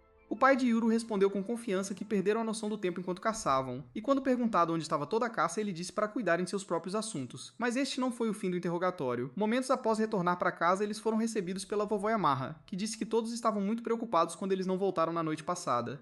O pai tentou agir normalmente, mas ela foi direto para Yuru e perguntou sobre o sangue em suas roupas. Quando Yuru não teve resposta, seu pai respondeu casualmente que o sangue era de um rato que eles comeram no jantar e rapidamente mudou de assunto perguntando onde estava a Asa. Yuru e seu pai então desceram para o porão onde Asa e a mãe de Yuru os esperavam ansiosamente. Ao verem pai e filho inteiros, eles foram imediatamente inundados de alívio. Embora se sentisse mal por mentir, Yuru assegurou a Asa que nada de ruim havia acontecido e que ele estava apenas cansado porque estava muito ansioso para dormir enquanto acampava nos bosques. A tensão sala finalmente desapareceu, mas não por muito tempo, pois enquanto os gêmeos conversavam alegremente, o pai de Yuru sussurrou algo no ouvido da mãe, o que a perturbou visivelmente. Apenas alguns dias após esse incidente, seus pais fugiram da vila com a Seid, deixando Yuru para trás. Mas a pior traição de todas foi que a garota dentro da jaula que ele acreditava ser sua irmã por 10 anos era uma impostora, e todos na vila eram mentirosos. Enquanto Yuru processava essas memórias sob uma nova luz, ele decidiu ouvir a bizarra história de Asa sobre morrer. Ela afirma que uma vez que ela e seus pais estavam fugindo, eles foram perseguidos por inúmeros inimigos. Eles conseguiram evadi-los todos e mal sobreviveram até que o clã Kashmori os acolheu. Depois disso, as coisas se acalmaram até que seus pais desapareceram. No ano passado, quando ela completou 15 anos, ela foi capturada por um assassino da vila que acabou matando-a. Mas em vez de sentir nada, ela se encontrou em uma dimensão alternativa, onde um demônio mascarado com o poder de quebrar vivia. Encontrando-se cercada por escuridão e crânios, Eisa se perguntou se estava no inferno. Ouvindo isso, o demônio riu e perguntou que tipo de vida ela tinha levado para assumir automaticamente que acabou no inferno. Ele então explicou que eles estavam na terra na fronteira entre a vida e a morte, chamada Reino das Sombras. Eisa percebeu que tudo que seu pai disse sobre a profecia era verdade, e que gêmeos nascidos em sua vila no dia em que o dia e a noite são iguais estão destinados a viajar para o Reino das Sombras e comandar demônios. O demônio confirmou essa profecia e explicou que os aldeões provavelmente a mataram na esperança de desbloquear seu poder. Ele então lhe deu duas opções, escolher a morte ou aceitar o demônio e seu poder de quebrar. Se usado corretamente, o demônio afirmou que Asa seria capaz de decidir o destino do mundo com seu poder, mas também alertou que a maioria das pessoas a veria apenas como uma ferramenta para usar. Nesse momento, Asa considerou escolher a morte porque já havia perdido seus pais, mas então ela se lembrou de Yuru. Em pânico, ela perguntou ao demônio se ele já havia morrido e entrado no Reino das Sombras, mas o demônio respondeu que ela não saberia porque ele seria enviado ao demônio que possuía o poder de selar. Eisa percebeu que não podia morrer sem saber o que aconteceu com seu irmão, especialmente porque ela e seus pais o deixaram para trás em uma vila cheia de pessoas que poderiam querer matá-lo. Não querendo morrer antes de salvá-lo, ela decidiu aceitar o poder de quebrar e retornar ao mundo dos vivos. Ao ser revivida, ela se encontrou amarrada à cadeira em que seus assassinos a prenderam. Enquanto o sangue ainda escorria de seu corpo, ela ouviu silenciosamente seus assassinos discutindo como eles erraram, porque ela ainda não havia ressuscitado.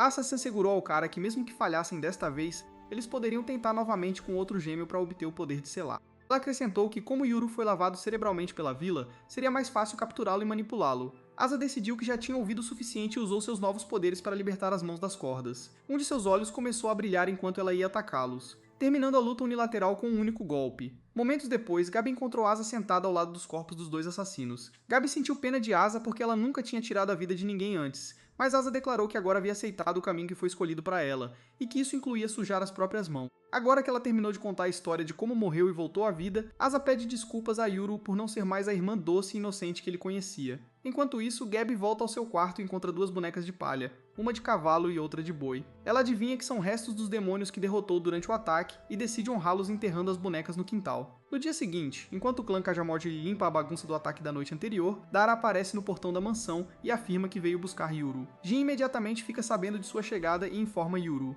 que se pergunta como lidar com a situação. Ele percebe que não sabe se deve confiar em Dara ou no clã Kajimori e decide ouvir ambos os lados ao mesmo tempo. Então ele pede a Jin para deixar Dara entrar. Enquanto caminham em direção à entrada para encontrar Dara, eles são interceptados pelo assustador Asuma, que aponta o quão bagunçada a mansão está. Quando Jin explica que a mansão foi invadida por portadores de demônios na noite anterior, Asuma age surpreso. Jin acha sua falta de noção difícil de acreditar por causa de sua audição aguçada e o acusa de ter ficado intencionalmente fora da luta, mas Asuma, sem vergonha, afirma ter dormido durante tudo. Ao mesmo tempo, uma enorme baleia chamada Haga entra e pergunta se um terremoto atingiu a mansão. Assim que Asuma explica a situação, Hagar olha freneticamente ao redor para ver se Asa está bem, e é quando ele nota Yuru pela primeira vez. Ele imediatamente o reconhece como o gêmeo de Asa e fica feliz em saber que ela finalmente o encontrou.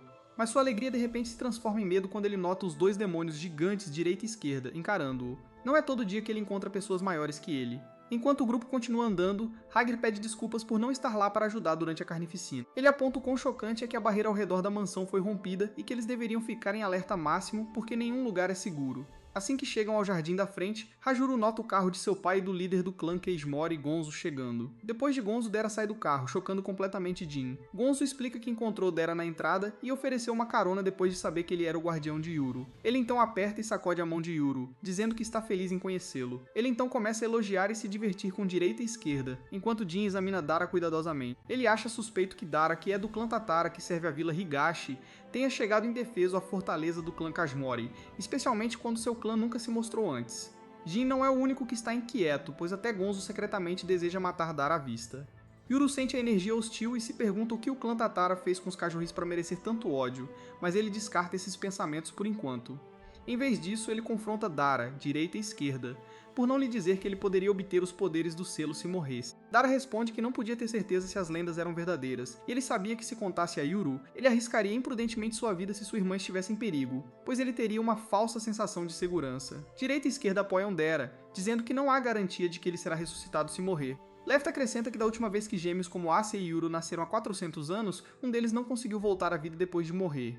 Yuru e Asa ficam chocados em silêncio depois de ouvir isso, mas Gonzo rapidamente muda o clima dizendo que tais conversas não devem ser feitas de estômago vazio e pergunta se todos estão com fome. Como todos estão cansados da batalha da noite anterior, eles salivam com a ideia de comida, então Gonzo ordena que seus mordomos preparem o café da manhã. Enquanto todos voltam para dentro da mansão para comer, Asa fica super feliz em tomar café da manhã com seu irmão depois de 10 anos inteiros. Gonzo leva todos para o salão para tomar café da manhã juntos, mas está completamente destruído após a luta da noite passada. Agar pergunta se ele deve consertar e Gonzo diz para ele ir em frente. Agar entra na sala e invoca seu primeiro demônio, uma chama branca em seu ombro. Direita e esquerda ficam surpresas ao ver o demônio de fogo, mas o que a choca ainda mais é sua habilidade.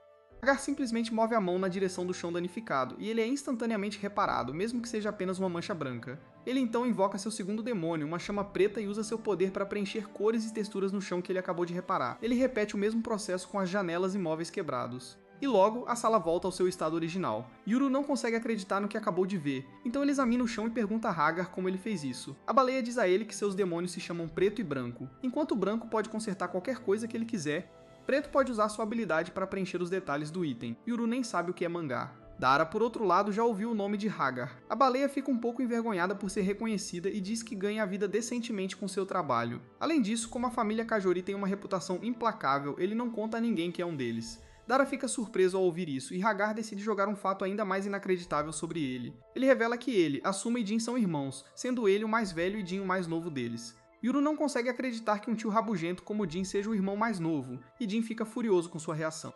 Hagrid então acrescenta que eles são irmãos de mães diferentes, por isso se parecem diferentes. Asuma diz que, como filho mais velho, Hagrid é o herdeiro da família Kashmori, e diz a Yuru que ser amigo dele o ajudará mais tarde na vida. H se recusa imediatamente a assumir o comando de sua família duvidosa porque está satisfeito com sua carreira pacífica e respeitável. Dara imediatamente se dirige ao pilar de madeira e diz a Hagar que sua arte está incompleta porque a madeira que ele consertou é preta e branca.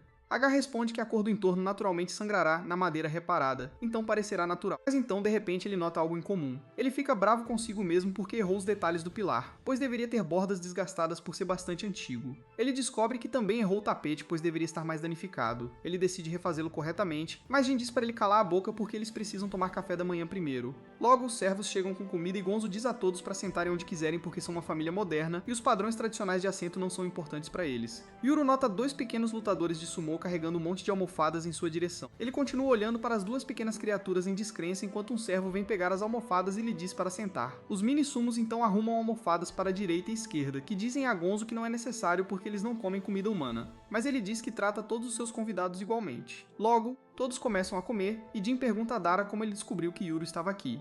Dara responde que é um segredo, então Jin pergunta se a Vila Higashi estava por trás dos portadores de demônios que atacaram a mansão ontem à noite. Dara responde alegremente que não tem ideia disso, e então acrescenta que não tem motivo para atacar os gêmeos. Jin diz que o momento é realmente estranho porque o ataque começou assim que Yuru entrou na mansão.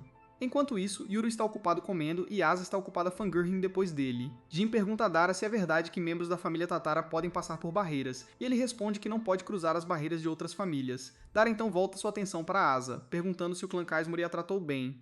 Asum friamente diz a ele para não se preocupar com ela porque ela está bem aqui.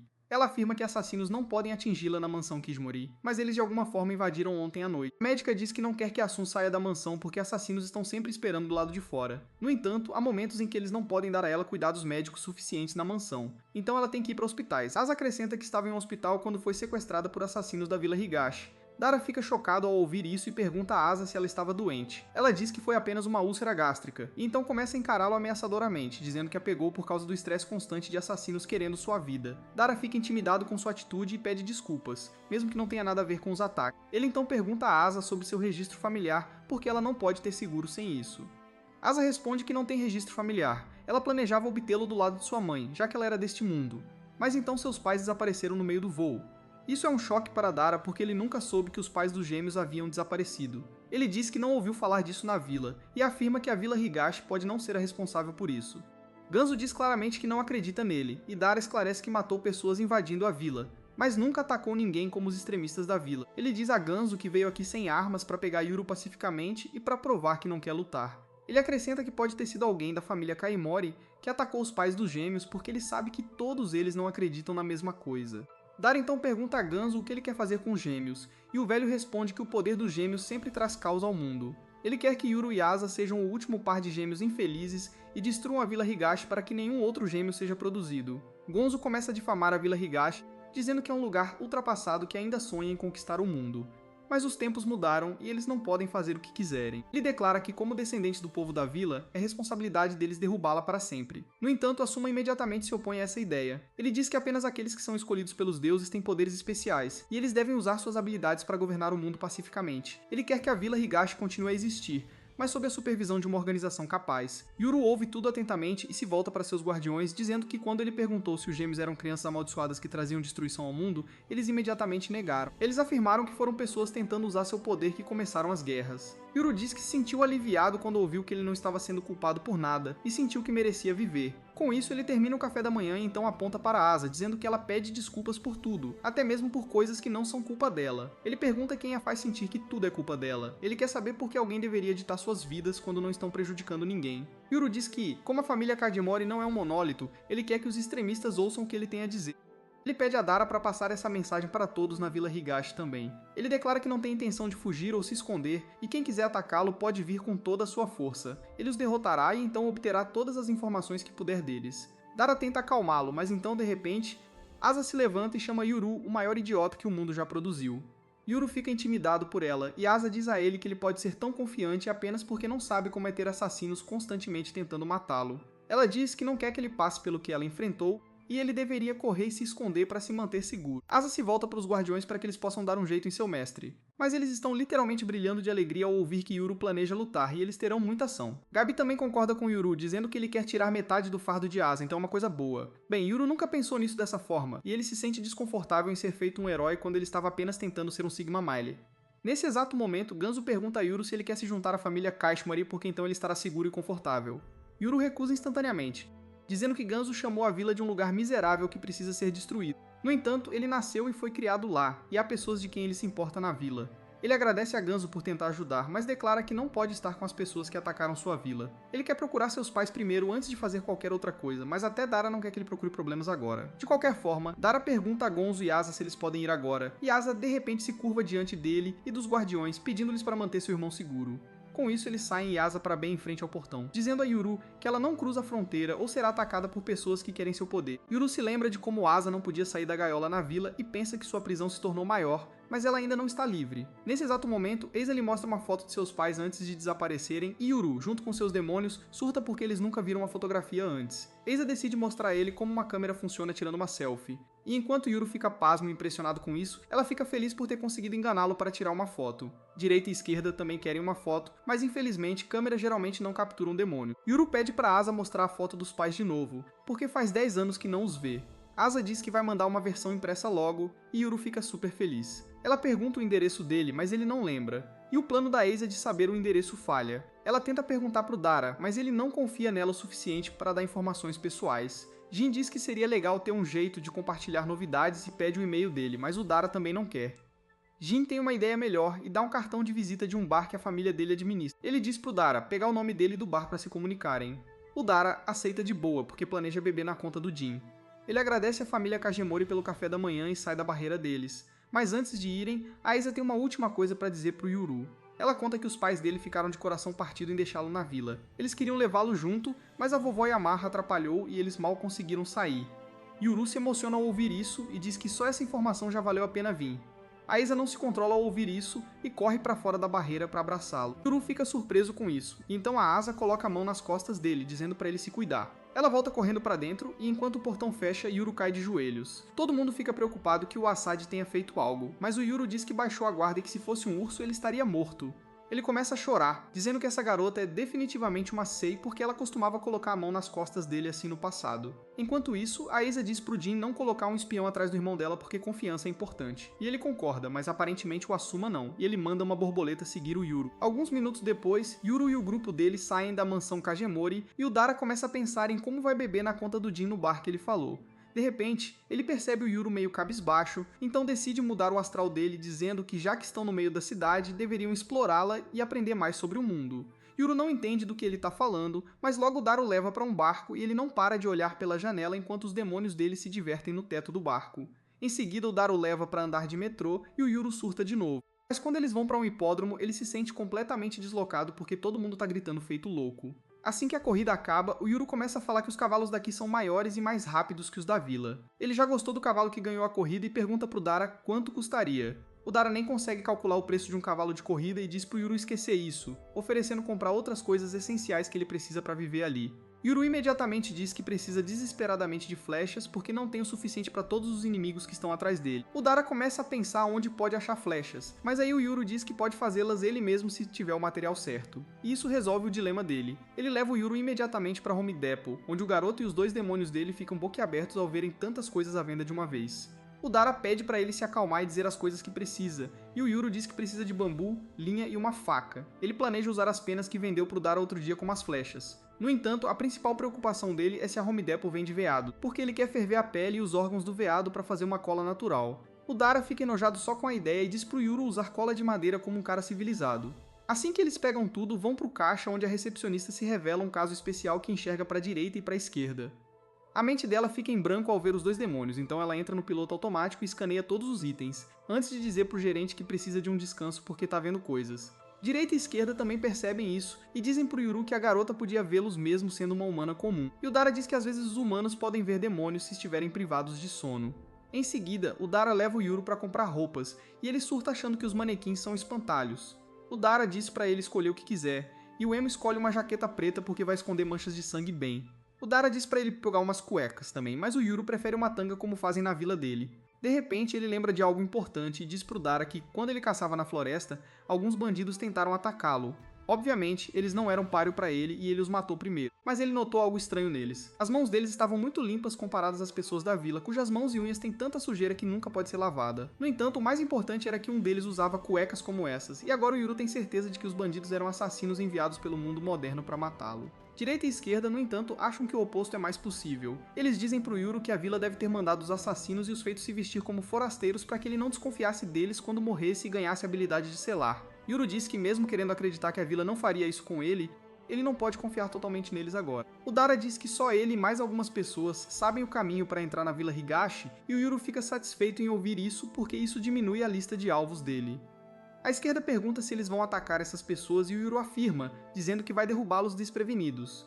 O Dara esperava isso deles e o Yuru diz que precisam garantir o terreno alto porque é assim que caçadores vencem lutas. Nisso, ele diz pro Dara que estão sendo seguidos, mas ele já sabe disso. Ele diz que são 3 caras seguindo eles e diz pro Yuru não olhar para trás. Yuru acha que eles podem ser do clã Kashmori e diz pro Dara que o plano dele de se esconder deles pode ter ido por água abaixo porque ele estava na selfie tirada pela Asa.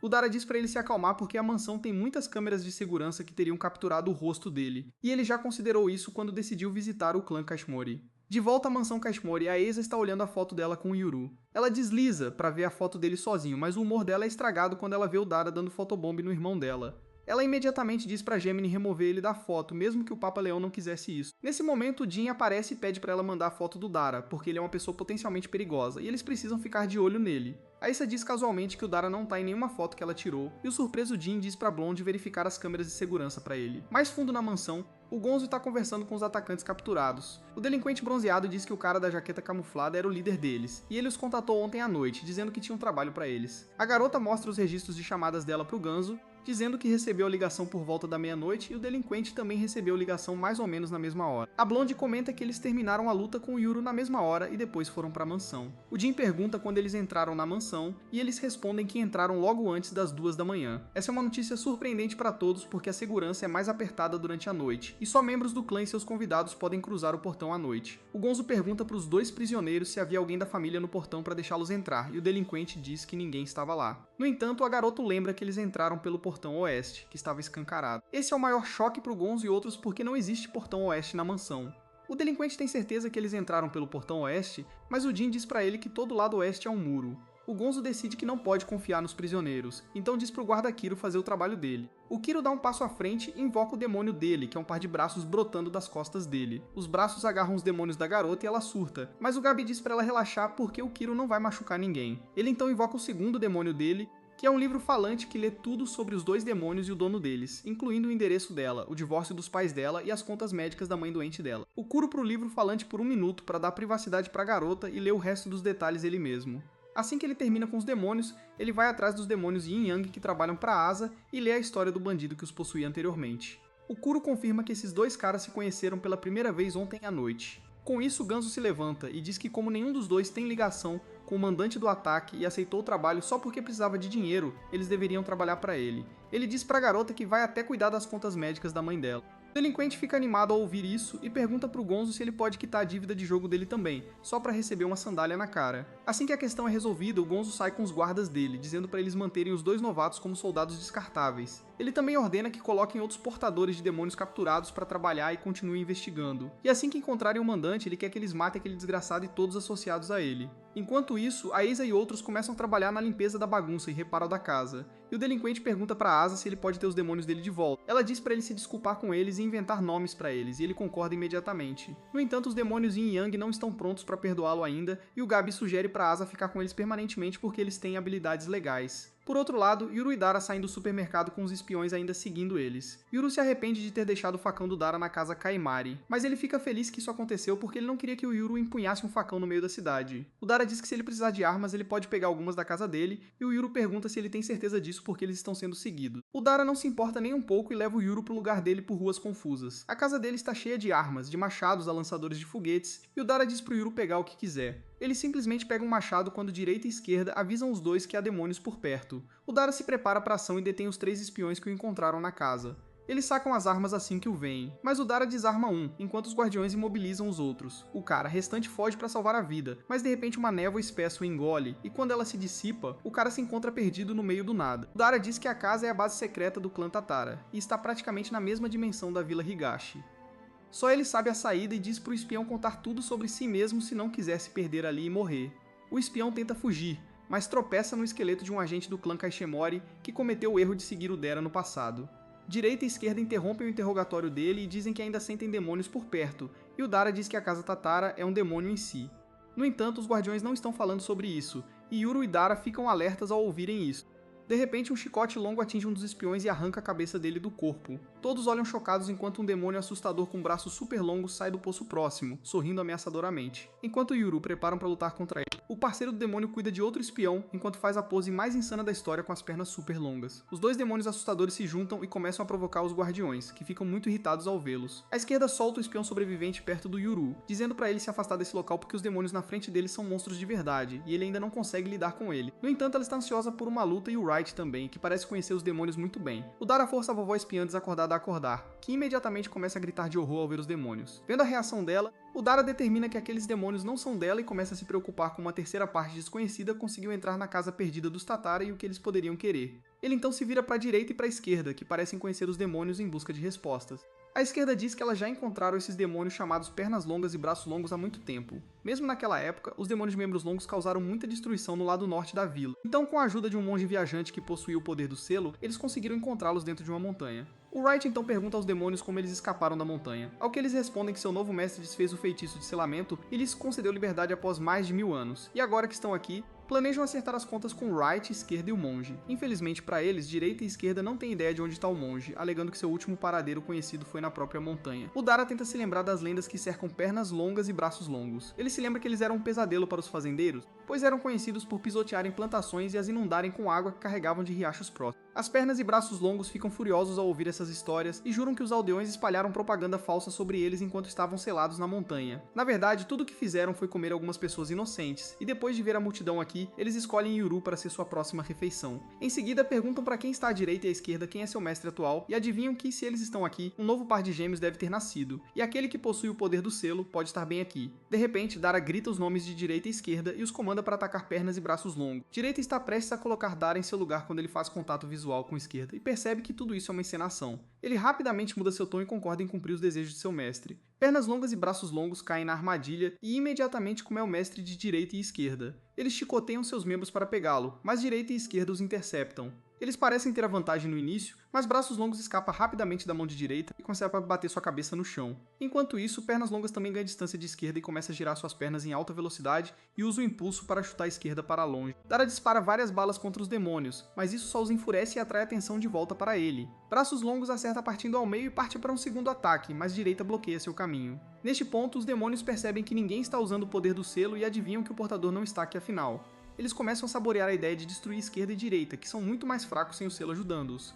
Enquanto isso, Dara foge sorrateiramente e alcança Yuru e a vovó, que estão escondidos atrás de algumas rochas. Ele agradece a Yuru por se abrigar sem que lhe fosse dito. Mas Yuru ignora isso e, em vez disso, começa a interrogar Dara sobre se ele está machucado e por que mentiu sobre ser o mestre de direita e esquerda. Dara explica que está apenas cumprindo seu dever como guardião de Yuru e também porque prometeu a asa que o manteria seguro. Yuru ainda está bravo e insiste que ele também pode lutar. A vovó espiã fica chocada ao ouvir isso e pergunta como um garotinho pode sonhar em enfrentar pernas e braços longos. Ele rapidamente a cala apontando seu machado para ela, e Dara aproveita a chance para perguntar se ela trabalha para os Kaesmorres ou para a aldeia Higashi. Ela rapidamente confessa que foi enviada pelos Kaesmorres, mas Yuru exige mais detalhes porque nem todos os Kaesmorres são iguais. Assustada com a visão do seu machado, ela revela que foi o segundo filho, Asuma, quem a enviou.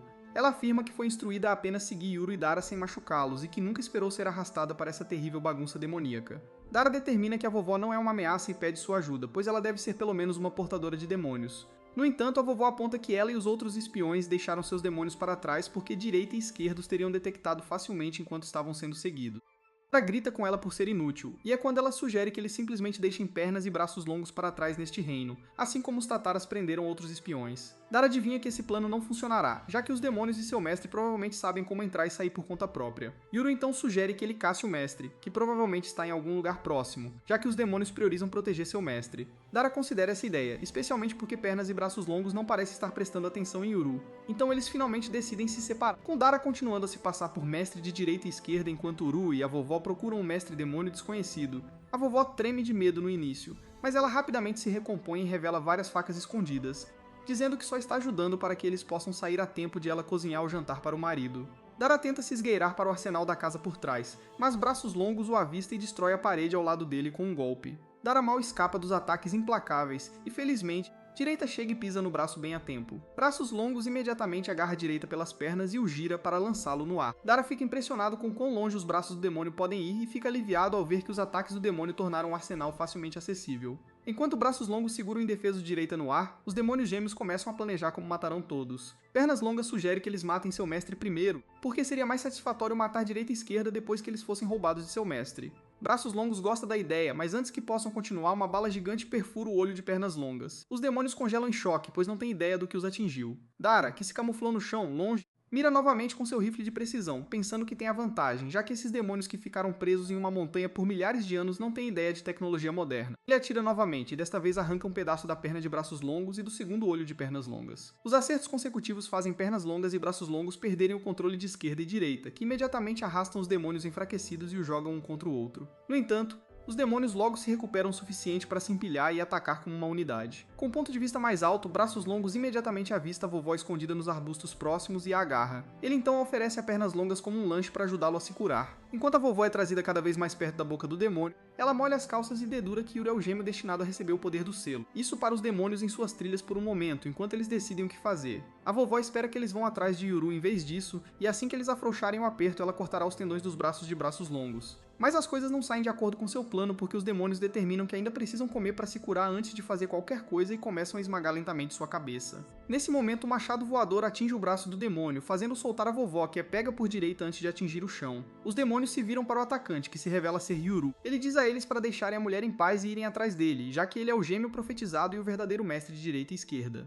Pernas longas e braços longos ficam perplexos sobre o que fazer, já que Yuru ainda não tem o poder do selo, e se o matarem, ele simplesmente reviverá com o poder, e eles poderiam ser selados em algum lugar por mais 1000 anos. Braços longos se pergunta se eles podem matá-lo imediatamente após ele reviver, mas Pernas longas aponta que direita e esquerda nunca permitiriam isso. Surpreendentemente, Yuru então diz à direita e esquerda para não interferirem até que ele diga a eles. Pernas longas e braços longos não reclamam e imediatamente começam seu ataque. Yuru desvia com sucesso de todos os seus socos enquanto direita e esquerda ficam imóveis, tranquilizando os demônios de que eles só precisam se concentrar em Yuru. Enquanto perseguem, Yuru se pergunta como Pernas longas pode correr tão rápido sem olhos. Eles revelam que isso realmente não importa porque eles são como duas peças de um quebra-cabeça e que eles são mais fortes quando estão juntos em sua forma verdadeira atual. Pernas longas pisa nas rochas em seu caminho e braços longos a joga em Yuru, que mal escapa. Dara, que tem tentado mirar de longe, luta para fazer um tiro, pois os demônios estão se movendo muito rápido. Antes que ele possa fazer qualquer coisa, os demônios jogam um crânio nele, deixando claro que ele não pode surpreendê-los com o ataque. Eles prometem ir atrás de Dara depois de matar Yuru. Enquanto isso, Yuru continua contornando todos os obstáculos que os demônios jogam nele e então se esconde na parte de trás da casa Tatara. Os demônios o perdem de vista por um momento, permitindo que ele mude de curso. Mas não dura muito, pois os demônios o avistam e o esmagam com uma árvore arrancada. Vendo Yuru deitado imóvel no chão, os demônios começam a planejar o que fazer. Eles pensam em cortar sua língua para que ele não possa pedir ajuda à direita e esquerda enquanto matam. Mas enquanto eles estão rindo, Yuru abre os olhos e os demônios ficam cheios de medo avassalador, enquanto Yuru levanta o braço no ar e forma um punho. Os demônios suspeitam que ele já tem o poder do selo e que ele estava simplesmente escondendo-o para esperar a oportunidade perfeita para vencer. Enquanto os pensamentos dos demônios correm, Yuru aponta que ele os enganou com sucesso por um segundo e que esse segundo foi o suficiente para a direita e esquerda terem uma abertura. Ele então ordena que direita e esquerda façam o que quiserem, que já estão bem atrás dos demônios. Antes que eles possam reagir, direita e esquerda usam suas formas verdadeiras para separar pernas longas e braços longos. Depois disso, a luta se torna unilateral com direita garantindo que os demônios não se reúnam, enquanto esquerda derrota rapidamente braços longos em uma luta subaquática e Dara dispara uma bala para decapitar pernas longas. Ambos os demônios acabam se desintegrando em uma névoa fina, deixando para trás apenas suas relíquias. Esquerda olha para as relíquias e diz que elas ainda possuem muito poder e que os demônios poderiam ter sido deuses se tivessem usado seus poderes para o bem. Direita dá um tapinha nas costas de Yuru e o elogia por ter enganado. Yuru acena com a cabeça e compartilha que se lembrou de uma santa que liberou seu poder fechando, e depois abrindo seu primeiro. Então ele percebeu que seria o oposto para ele. Todos eles ficam impressionados com seu raciocínio inteligente e começam a elogiá-lo por derrotar os demônios sem poderes especiais. O momento é interrompido por Esquerda, que de repente esmaga uma borboleta em sua mão. Depois disso, ela afirma que é, na verdade, o demônio que eles estavam detectando desde que deixaram o clã Kajori. Como sua presença era tão fraca, eles não conseguiam localizá-lo até agora. Dara percebe que os Kajores provavelmente enviaram os rabos humanos como iscas enquanto o demônio borboleta era o verdadeiro espião. A vovó reconhece a borboleta como parte do segundo filho Kaismorri, que assume a forma de demônio e avisa que matá-la não teria prejudicado o verdadeiro demônio. Mas é aí que este vídeo termina. Lembre-se de curtir e se inscrever no canal. Obrigado por assistir e vejo vocês na próxima vez.